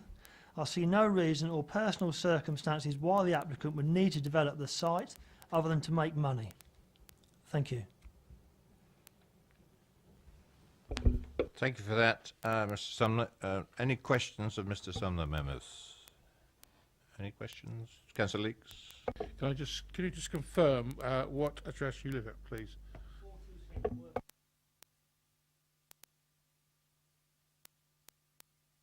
Thank you very much, Mr. Sumner. Julie Shawley.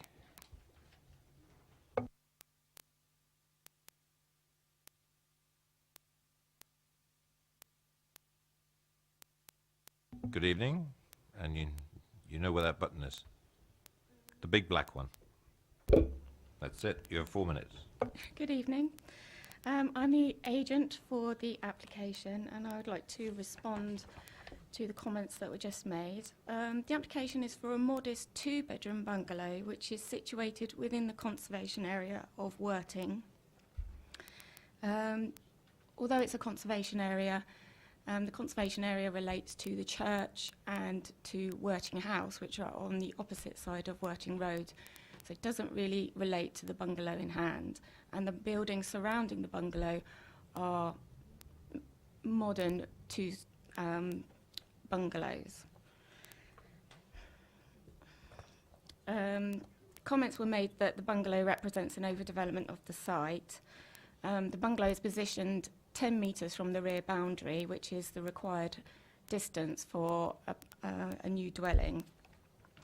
There are sizable gaps either side of the dwelling between 427A and between number 429. So I would argue that it does not represent an overdevelopment of the site. There is no established building line in the area. There's actually only 3 existing properties on that side of the lane, and they don't form any kind of building line. The access to the development has been approved by the highways officer. He feels that it's coming out onto a 30-mile-per-hour road, and there are good visibility in both directions. There won't be any loss of privacy to any of the dwellings in the area, as there's only it only faces onto the lane, and so there's probably a 30-metre distance between the new bungalow and 429, and also it presents a side elevation onto number 427.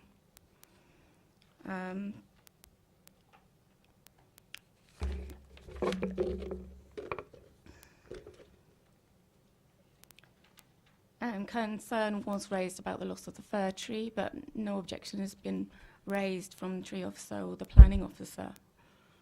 And I think that's it.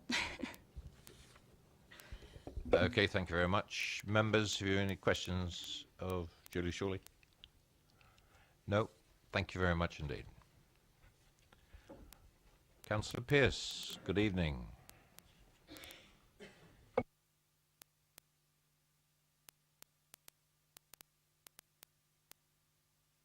And you have 5 minutes. 4 minutes. Thank you. Sorry. Can we just go back to the photograph of the house? No, next one. And again, of the house. Keep going. And again, that one. That would be the view from the garden of the bungalow onto Mr. Sumner's house. There are more than 2 windows facing that. The loss of privacy referred to is a material consideration, Chair. I do think it's an overdevelopment of the area. What we see in this area at the eastern end, there has already been planning permission approved for 70 dwellings on the other side of this plot. It is a conservation area, I'm afraid. And yeah, right, the tree is an issue. I doubt if it would be a problem, but nevertheless, it adds to the vista in the area. It is an interesting point on access. I think I've said this before. Mr. Tipper apparently has no desire to give access up this lane to this proposed dwelling. And it isn't up to the highways to give that access, it's up to Mr. Tipper. Houses will not be built in line in terms of frontage, and as I've mentioned before, this was insisted upon when 429B was built, and it was a planning condition then, so I'm not sure I know why it isn't a planning condition now. Moving to the scale, design and position of the plot, the proposal is extremely tight. There isn't room on either side of the plot to put car parking, as is in some of the others. So the car parking is at forced at an angle at the front because the bungalow has had to be sited 10 to give the minimum garden requirement of 10 metres. That means that that's the optimum place on that site, but it doesn't give sufficient room for parking 2 cars in the way that you would expect them to be parked. That can be seen clearly on the side of 425 and 427 on page 172. You can see there's plenty of room either side on numbers 425 and 427 for cars to be parked. So to that end, I think I would conclude by saying that is probably evidence that it is overdevelopment of the area. Certainly the residents believe it's an overdevelopment of the area, and if we cast our minds back to why planning law was introduced in the first place, it was just for that people after the war were very, very concerned that landowners would do whatever they would like. The Labour government were planning on nationalising land, and the compromise was planning. And the planning law and the whole planning process is supposed to take account of the people who live there. These people who live there do not want this development. Thank you, Councillor Pearce. Members, any questions of the ward councillor? Nope. Thank you very much. Questions to officers? Councillor Bound, followed by Councillor Potter. Just to clarify with the officer, presumably the access or not is not a matter for us this evening. No, absolutely, it's a private matter between the access owner and the developer. Councillor Potter. Sorry, Chairman, that was going to be my point, so Councillor Bounds raised it. Any other questions for officers? Nope. Debate? Or proposal? Councillor Bound. Sorry, to my mind, I don't agree with the councillor who's just spoken. I think that the bungalow, it is a bungalow, after all. It's relatively modest in a fairly large plot. I took on board what Mr. Sumner said, but I can't quite see that he is going to be greatly inconvenienced. But the photograph that showed earlier, there seemed to be a great big fence in between the site and the house anyhow.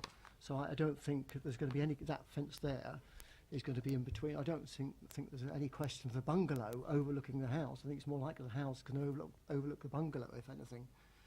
So I have no problem with this proposal. I would, well, I propose it.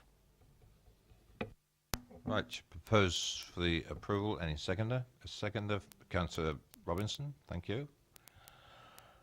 It's been moved and seconded for approval. All those in favour?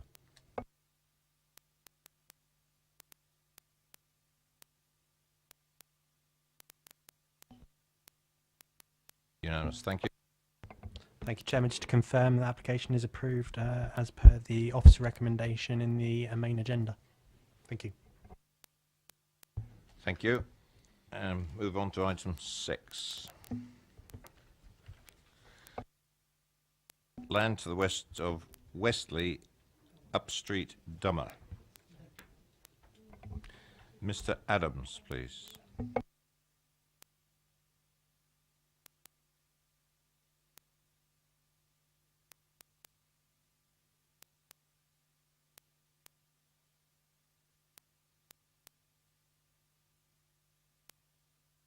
Good evening. We'll get the officer to present the application, and I'll call you. Thank you, Chairman. The application is an application for the erection of one 3-bedroom dwelling with associated parking and landscaping at land to the west of Westley. There is an update on the application which provides details of the viewing panel, provides clarification of the no objection from the biodiversity officer as a clarification from the main report, provides details of one email of support and clarifies the facilities that are available in the village. Thank you, Chairman. Thank you, Mr. Adams. You have 4 minutes. Chairman, councillors, officers, good evening. Thank you for allowing me the opportunity to address the committee and also taking the time to visit the site in Dummer last Friday. I'd also like to thank the officer for all the work that she has put into this project over the last few months.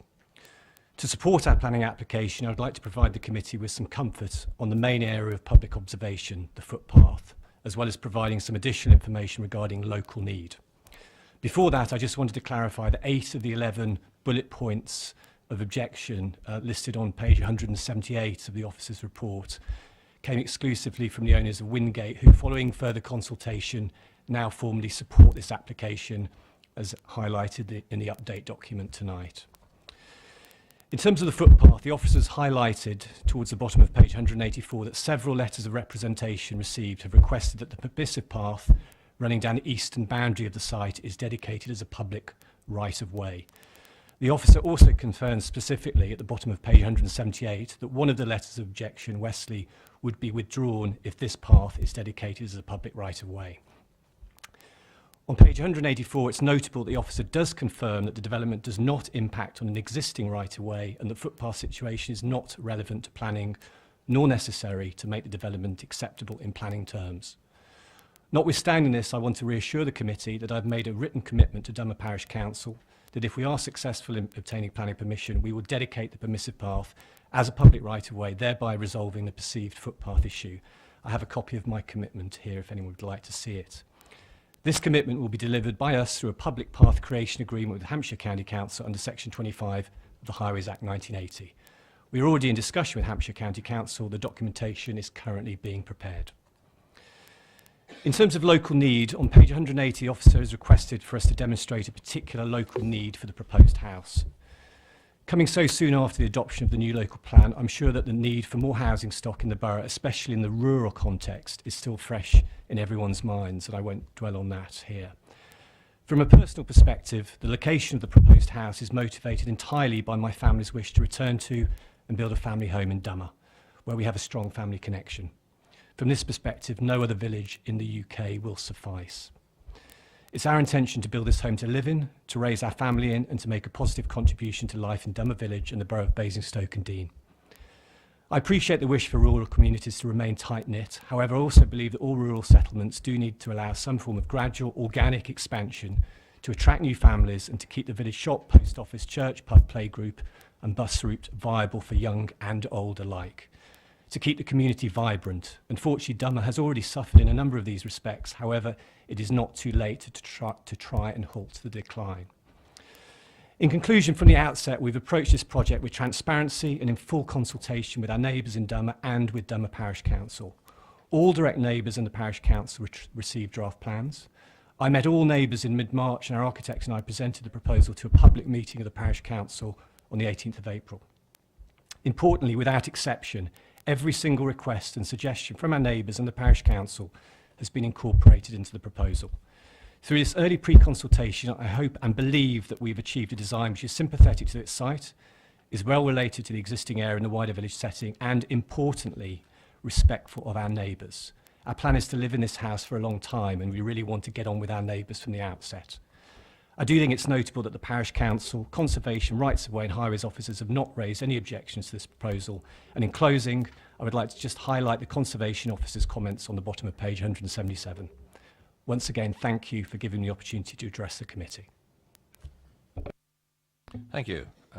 Another one right on time. Thank you very much. Questions to the Speaker, members? Oh, thank you, Mr. Adams, very much. No other speakers on this one. Questions to the officers? Councillor Potter.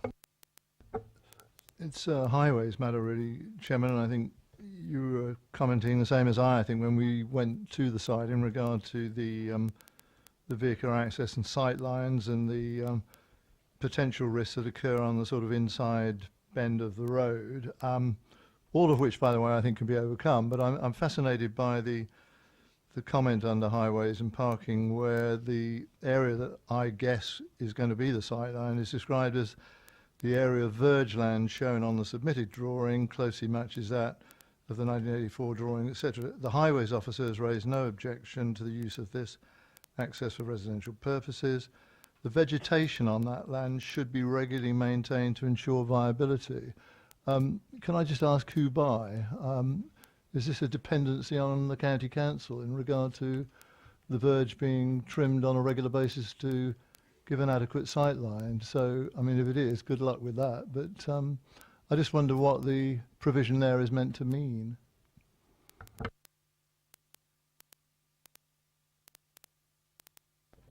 I think, Councillor, the benefit of the access is for the applicants, so I think it'd be for them to, in their own interests, to maintain that land.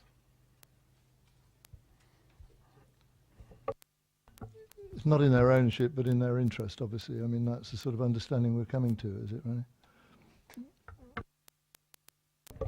I'm afraid at the moment I haven't got the information from the county's records to confirm or otherwise say what is in their maintenance area. All I can say is that from the 1984 permission, the plan that was with that permission said that the area to the front would be dedicated. Whether that actually happened or not, I can't confirm.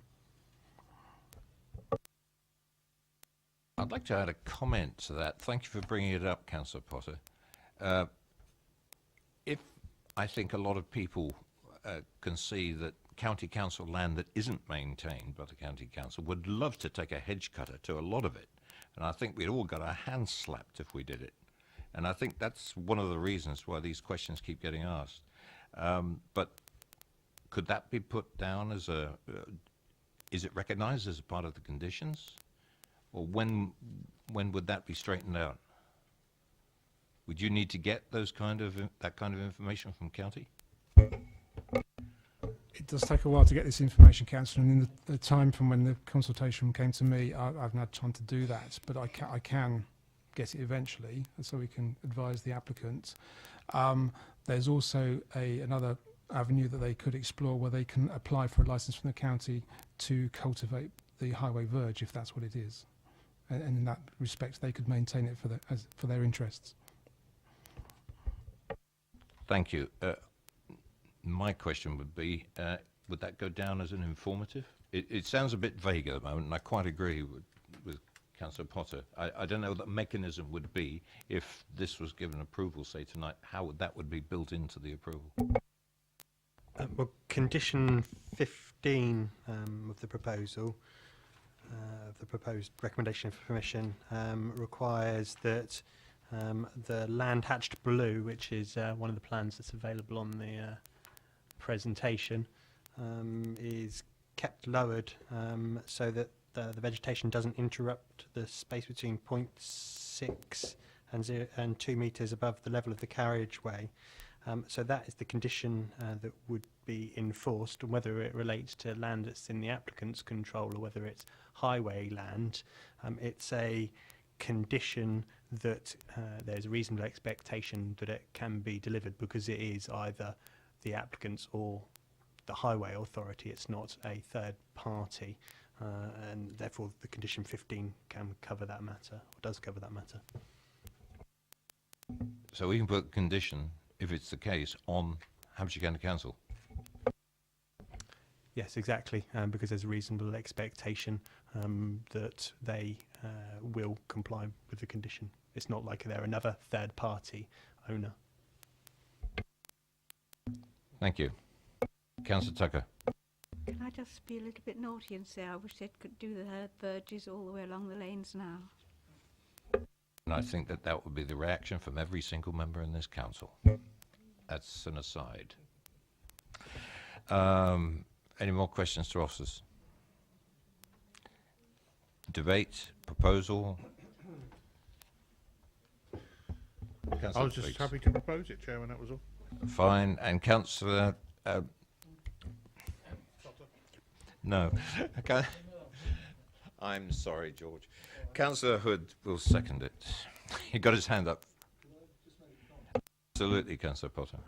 I mean, I'm just going back to that highways issue. I mean, I'm fully in support of this application, by the way. It's not a comment on my part intended to undermine the integrity of the application, just the opposite, really. It was just a careful observation I think we all made about the critical nature of where the vehicle access is going, and having a proper understanding of where the obligation was going to rest to make sure that was a safe sight line. Nothing more complicated than that, really, and I think I have some reassurance under condition 15 in the way that officers are referring to it. So thank you for that. And thank you for bringing it up. The application has been moved and seconded. All those in favour?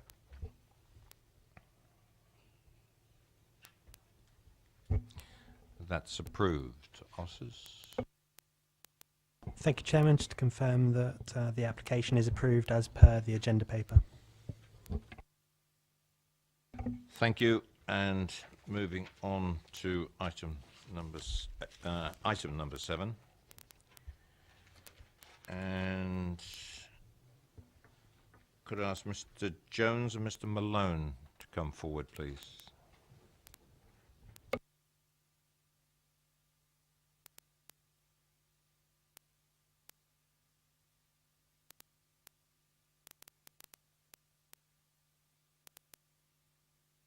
Good evening, gentlemen. The officers will present the application, and I'll call you up in a minute. Thank you, Chairman.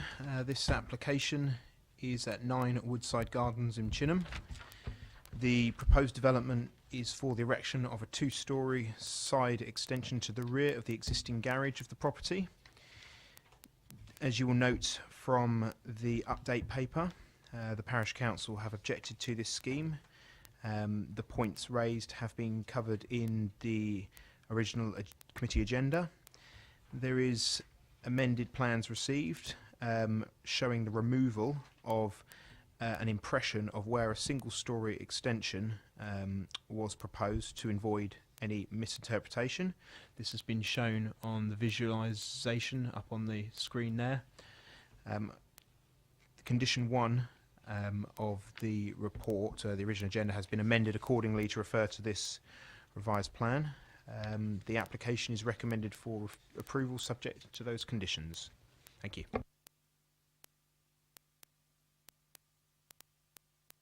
Gentlemen, between you, you have 4 minutes. How you split it is entirely up to you.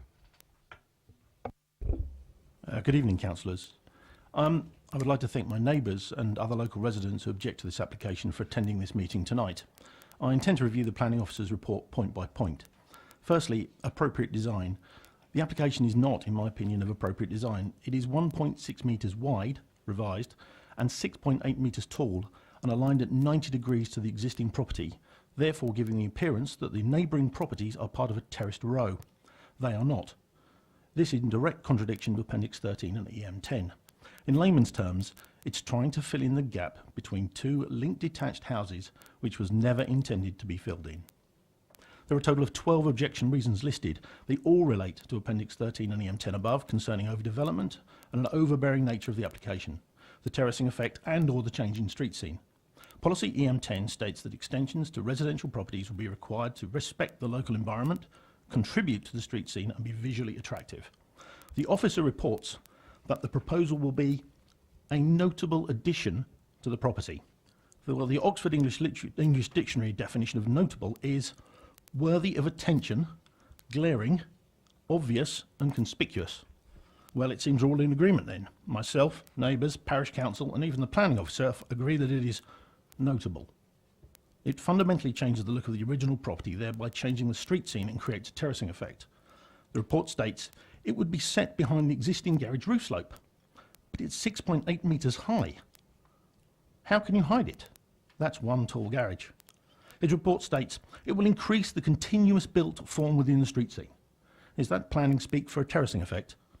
And would only be visible when viewed directly in front of number 9, Woodside Gardens, so no significant harm would arise in this regard.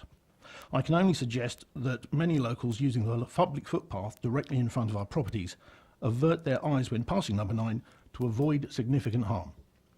The proposal will add bulk, but it won't be harmful when viewed from the public highway. Once again, if no one looks at it, all will be okay.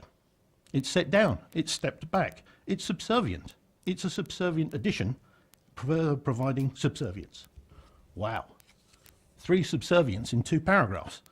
So this 6.8 metre high, 2-storey plus roof and ridgeline, notably bulky extension, that's the planning report officer's words, not mine, won't have any impact as long as you don't look directly at it. In summary, the application is based on an ill-conceived idea with zero consultation with any neighbours, creating an overbearing, overshadowing development. Once again, the report's words, not mine, which is objected to by the neighbours, other locals and the Chinham Parish Council Planning Committee. Chinham Village is an architecturally designed network of 3 house cul-de-sacs interspersed between larger detached properties. Approving this application could allow similar applications to be submitted that, if approved, would fundamentally change the design, layout, feel and concept of what Chinham Village was originally designed to be. You have 1 minute. For the reasons I outlined, I urge the committee to decline this application. Thank you, councillors. All I wanted to do is I live at number 8 on the other side of number 9, and I think this will be an eyesore in the community. I think it's overbuilding, and I just, like I say, it's really quite, I don't want to get emotional about it, but it doesn't work for me. It's not what I moved into. It wasn't a cul-de-sac I moved into. Thank you for that. Members, do you have any questions for the two gentlemen? Councillor Bowen? Not too sure from, we haven't visited the site, so I'm a bit lost here. Where are the views going to be from that are so extraordinarily offensive to you, please? There is a public footpath running at the front of the houses of all three, numbers 10, 9 and 8, that run along the front. Yeah, the front is the properties, basically. That's a public footpath where your finger is. Okay,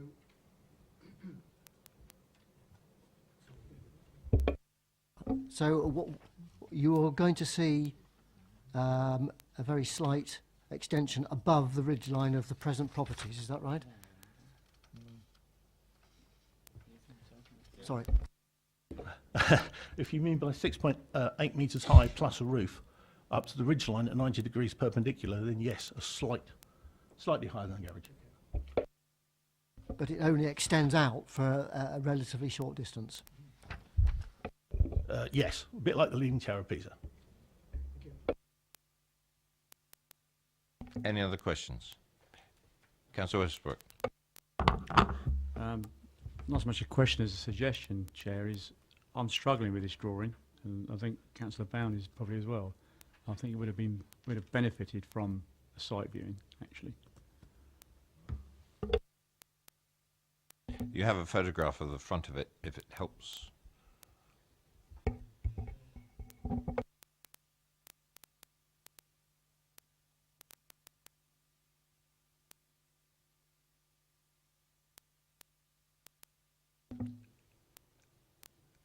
As a comment, is there any other questions for the two gentlemen? That's where we are at the moment. But I'll note your comment, Councillor Westbrook. Councillor Robinson. Thank you, Chair. Could you tell me, from the proposed gable of the extension to the neighbouring property, how big is the gap that will remain there?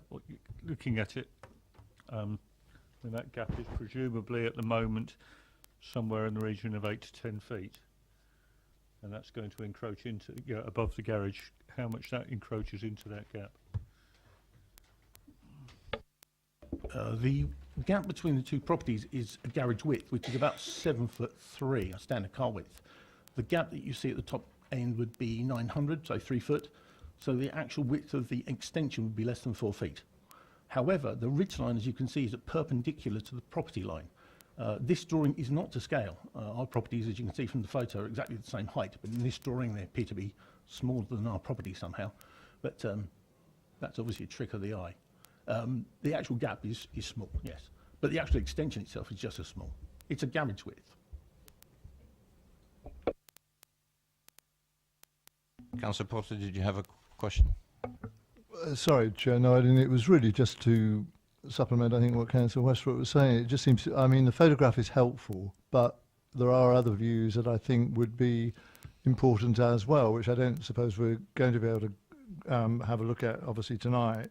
I mean, it's similar to one or two other things that I think we have benefited from in the past, from actually having a walk around, being able to actually walk the footpath that's being referred to and all the rest of it. If I'm able to do it, Chair, I would suggest that we defer this and actually do undertake a site visit in due course, if that's permissible. And I think we'll all benefit from that and have a greater understanding of this type of urban development. Okay, we've got to go through the process. I'll finish with the public speaking, but I've certainly noted both of your comments. Any more questions of these gentlemen? Thank you very much.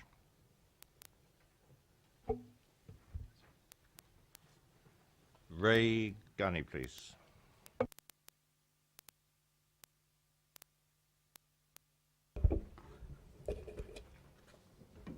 You have 4 minutes. Okay. Hello, my name's Ray Garney. I'm the homeowner at 9 Woodside Gardens, where I live with my wife and my 2 children who are aged 6 and 8. The reason why we're building this extension is because my son's bedroom is becoming too small for him, and we need this extension to make it large enough. We chose this design because there are other examples of this type of extension in Chinham. In fact, we're using the same architect as an extension at 3 Greenwood Drive, which is also a two-storey extension behind the garage of a linked detached house, and this was granted planning permission 3 years ago. After finding out about the objections, I spoke to my neighbour at 10 Woodside Gardens. Having listened to his concerns, I contacted the planning officer and amended our plans.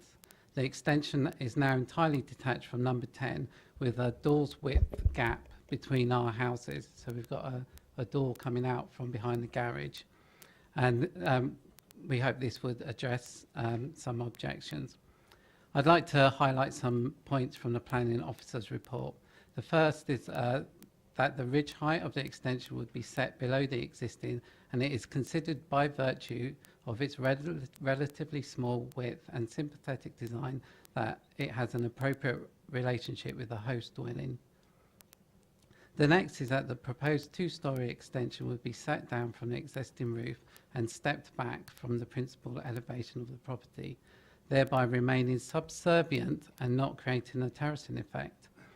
And the third point is that the proposal would only be visible when viewed directly in front of number 9 Woodside Gardens, and therefore no significant harm would arise in this regard. It is considered that the impact of the two-storey side extension would not be harmful when viewed from the public highway. It is considered that the proposal would not be of detriment to the visual amenities of the street scene.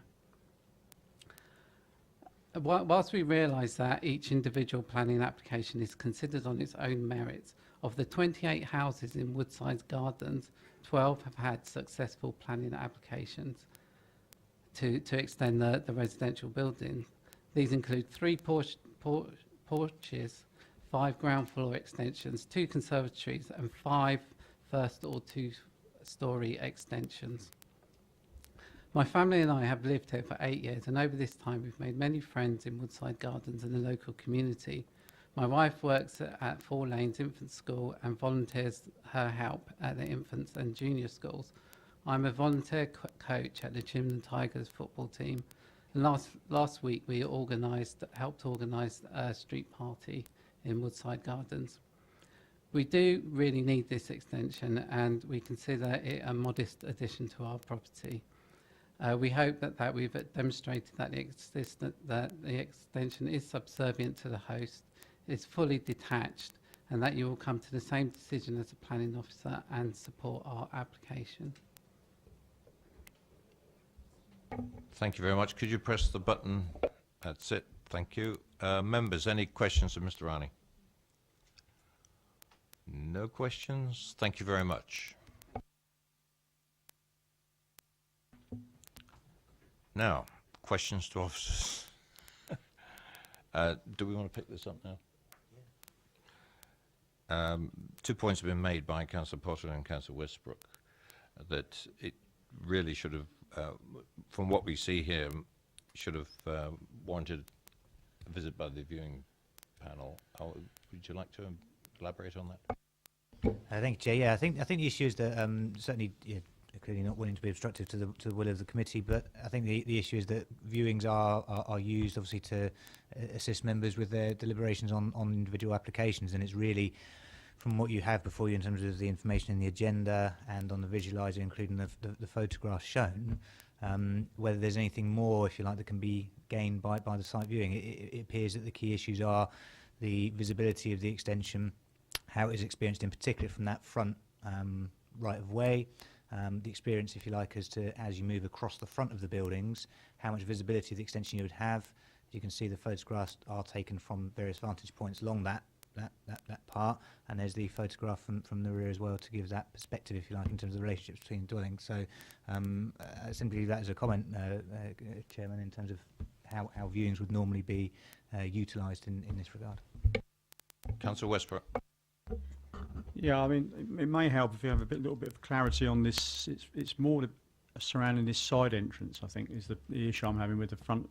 I'm looking at the proposed rear and the proposed front. The proposed rear, I can sort of see it with the gate. The proposed front, I can't visualise it from that drawing anyway. And obviously, it's not in a photograph because it hasn't been built yet.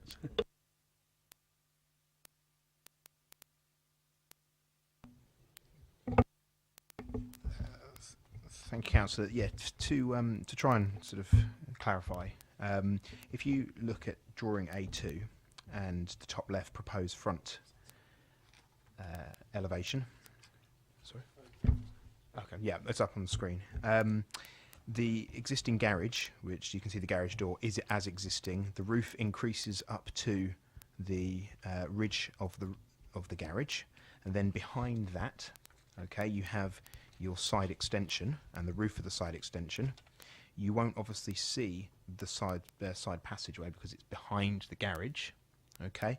Now, if you look at the bottom left proposed rear elevation, you will see the slope of the roof of the garage coming down to join an eaves with this rear door accessing the garage, and then a side passageway of 900 mil.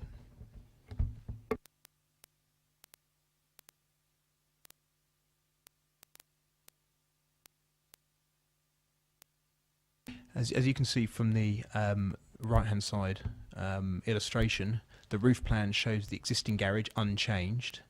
The gable end of the extension and the side passage won't obviously be seen from the street scene at all. The only thing that will be seen will be the top part or top portion. Yeah, so there's where the arrow cursor is the side passage set away from the neighbouring property. And obviously the width of 1.6 metres from the existing side elevation of the house. Yeah, that width there is 1.6 metres, and then it's 0.9 metres beyond for the side passage. Hopefully that. Okay.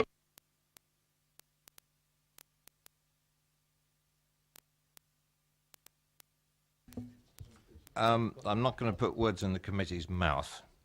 Is there sufficient evidence here, as we sit here, to allow you to come to a decision on this application? Is there, the other alternative is, do we defer this, as was suggested, to be put on the next viewing panel?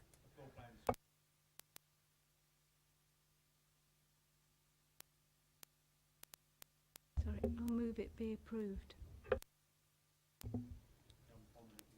There's been a proposer for approval. Seconded by Councillor Court. Gentlemen, are you content? Yep. That's much clearer on the floor plan. As I say, we don't have that in our... Okay. It's been moved and seconded. Is there any requirement for debate? Absolutely. Councillor Potter. I mean, simply, as Councillor Westbrook has said, I mean, I hadn't got the benefit of the floor plan. I don't think anybody had, and therefore it was difficult without that to quite sort of picture some of the layout that was being proposed. I know how difficult these sort of extensions are when it comes to linked detached houses. It goes without saying, really, and I think substantial effort has been made here. Mr. Ghani has obviously related the fact that others are similar in the area, and I have no doubt that's the case. And with the gap that now occurs between the dwellings that's being shown to us now, I mean, I don't have an objection to this, and I support the proposal that's been made. It's been moved and seconded for approval. All those in favour?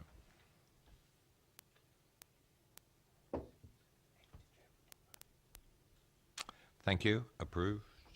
Officers?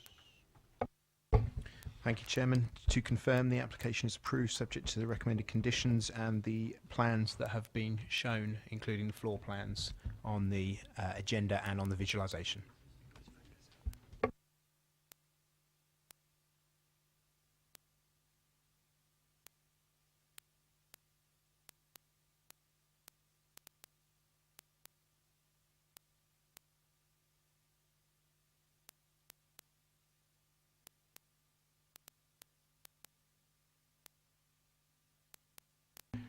Right, those are the applications, the formal applications. What we've got now for the committee is a report to Development Control by Frank Wright. That will be followed by, I'm just letting you know what we're letting ourselves in for the rest of the evening, is a report on the approvals and appeals that will be taken through by Mike Townsend. And after that, there's an agenda item number 7. and that is on page 229, and that will be the last portion of business for the committee this evening, just to let you know. Over to Frank, I think. Yeah, I'll introduce the report. Thank you, Chair. This item's for a new tree preservation order, reference 621, at land adjacent to the A339 in Headley.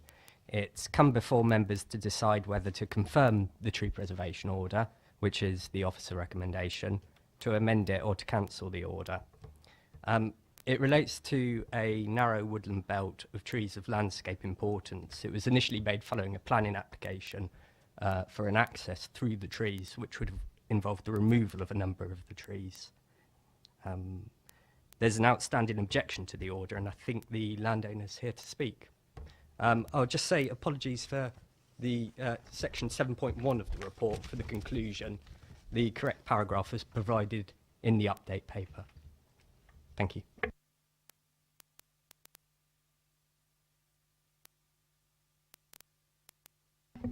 Paul Wakelin.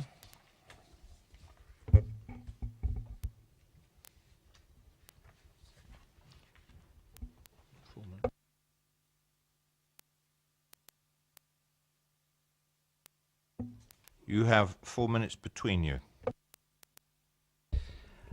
Good evening, councillors. Me and my son have been foresters for many years, and we own quite a considerable amount of woodland in the Berkshire area, 74 acres altogether, which we manage ourselves in conjunction with the Forestry Commission. We bought Headley primarily to grow trees, basically. And one of the suggestions from Mr. Owen from the highways people was saying about changing the entrance from where it is, because it's quite dangerous. I don't know if you've been up there Friday to see. Down to the north end of the site, basically next to the police lodge entrance, which is down the far end. That area was slightly changed through the tree officer's comments. But the first tree officer that before Mr. Wright took over okayed where we had the entrance. So when we put an application in again to have the entrance basically with exactly the same place, obviously there were some concerns raised. So we moved the access further north, so we wouldn't impact any of the nicer trees on the site. The trees that we were proposing to take out were small and of grade C, which are a lower grade tree. We objected to the TPO because obviously, you know, we're going to be growing trees on that site, and we recommended that we'll replace the trees, the 4 trees that we're going to take out, with planting new trees along the boundary. And we spent a lot of money getting the tree survey done, so we can see the RPAs of all the tree roots to try to avoid any impact on the trees that are there already. And we think that the TPO is going to restrict us into developing the character of these intact, and the TPO is going to probably reduce our capacity to do that. Thank you. Right, thank you. Members, question to the applicant? I'm not quite sure how to describe it. But, objector? Landowner? That's a good one. Any questions? Councillor Tucker. How do you see it's going to be a problem for you? Because if a TPO was put on it, you could still fell things with permission. Yes, the permission part is the problem, because my son here is qualified to sort out trees. Any trees that are a problem, we can then deal with. If they need to be removed, taken out, then we've obviously got the capacity to put more trees in. without diminishing the character if we could put decent trees in.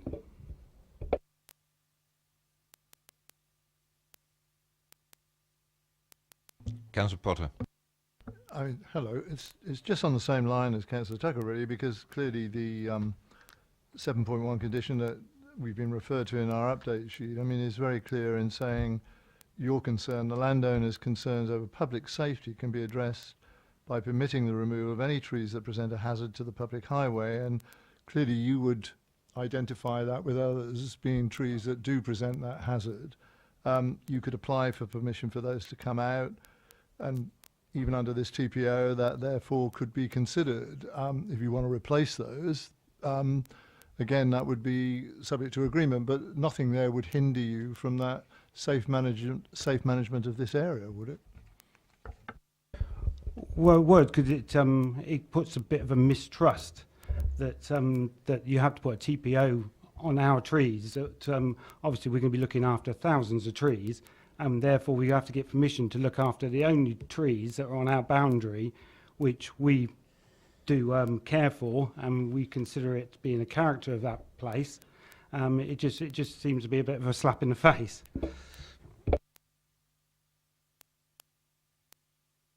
Councillor Potter.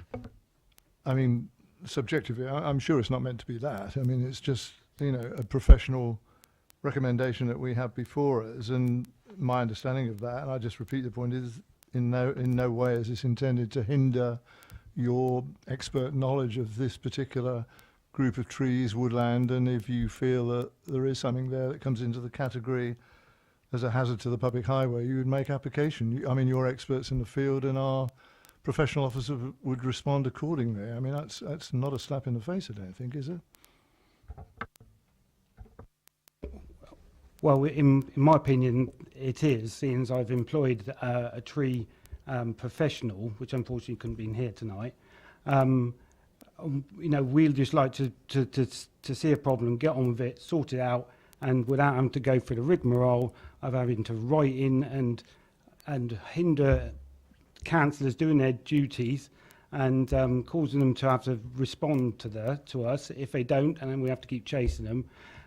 We just want to deal with our trees in a manner where we don't have to keep looking over our shoulders, or if we go in there, do we have to get permission to look at that? We've got to get permission to look at this. We want to be able just to maintain the boundary and keep it pristine and in the character that we want to keep it in. Councillor Tucker. Yes, I fully appreciate your point of view, but I think you also have to look at it that we as a council look at trees and buildings not for the person who owns them at the time, but also for the future. This would be protecting them, not for you, but if something happened to you, the person who had them afterwards. So it's nothing to do with you personally. It is for the future of those trees, and they are a lovely group of trees. I live not far from there, so I know the trees very well. I take your view on point, but we're professionals as well, and I love that piece of land. I want to keep it in the character it's in at the moment. What happens in the future, if the person who owned it in the future was starting or thought about cutting the trees down, I'm pretty sure that you would be jumping up and down and putting a TPO on it as quick as you have done with me. You know, we don't like having our hands tied when we're dealing with stuff that we know, and this I feel is going to do that. Any more questions, councillors? Thank you, Mr. Wakeman. Questions to the officer? Councillor Westbrook. Thank you, Chairman. There was reference made to a tree consultant, and I noticed that a lot of the thread running through that report is about some of the quality of some of the trees. Now, in our report, on the officer's report on page 207, there's a mention of understory. Now, out of interest, I looked up what understory meant in the dictionary because I didn't really know what it meant. So it says a layer of small trees and bushes below the level of taller trees in a forest. Now, on their own, these small trees may not be worthy of a conventional TPO, but in respect of a woodland TPO like this, just how important is that understory to the future regeneration and existence of a woodland in your professional opinion? Yeah, I think that's a very good question, actually, and you can see on the image that we've got on the visualizer there on the photograph, you can actually make out the understory trees. So it's the sort of regeneration, it's that successional growth coming up underneath the dominant canopy. I think in terms of the quality, when you look at each individual tree, what the consultant would have done, he would have gone in and looked at each individual tree and he's graded them, A being a good tree, B, and then C. And so C is less quality than A. A is obviously a very good quality tree. And then U's, which are trees with a life expectancy of less than 10 years. A lot of them have been graded as C, but if you were to take all those C grade trees out, you wouldn't have very many trees left, essentially. So what we're looking at here is the importance of sort of like a cohesive group of trees, and that's why we made the tree preservation order, which covers the regeneration, that regrowth for the future. Anything else for Mr. Wright? Okay, debate, proposal, and the option is this evening on this one, it's slightly different to the normal application. The recommendation from the officers is to recommend that the TPO is confirmed. That's the recommendation.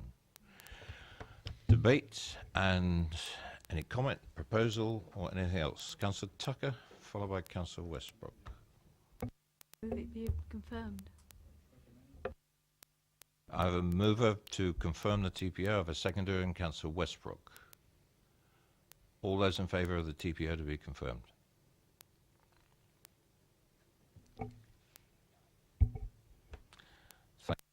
Thank you. Over to you, Frank. Okay, tree preservation order 621 is confirmed. Thank you.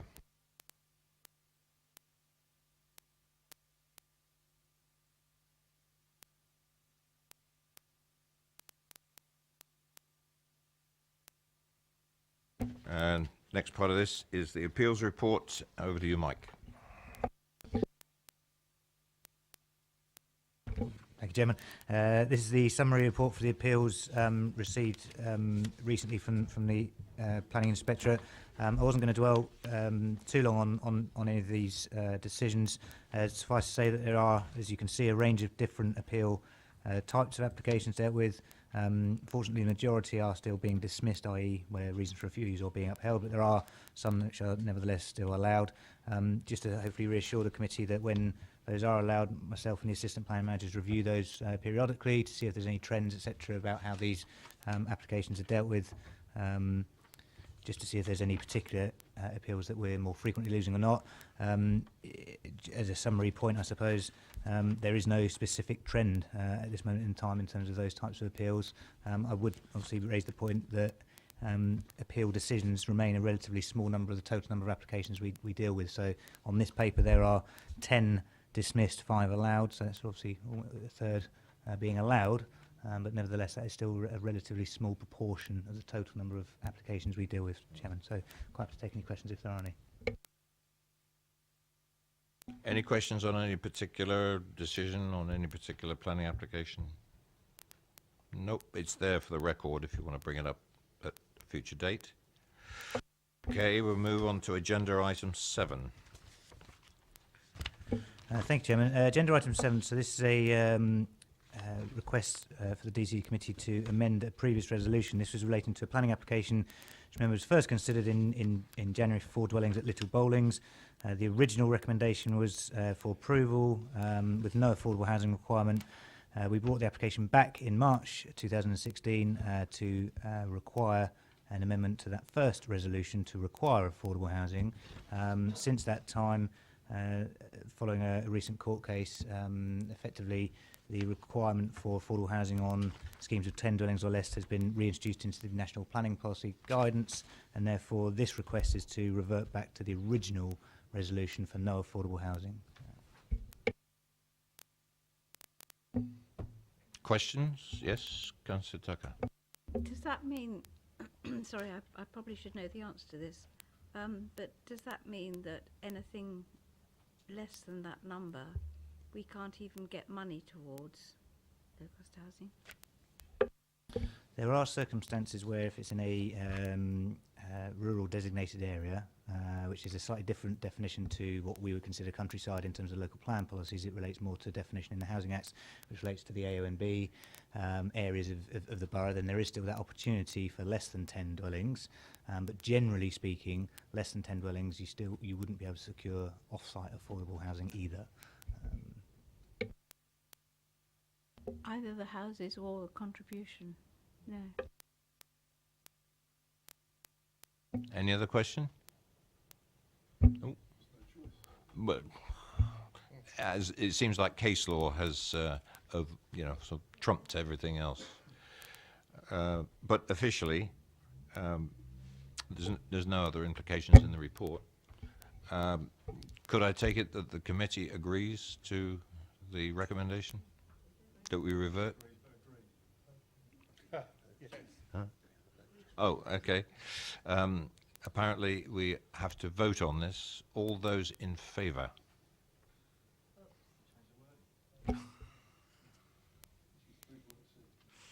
It's 3.6. Yeah.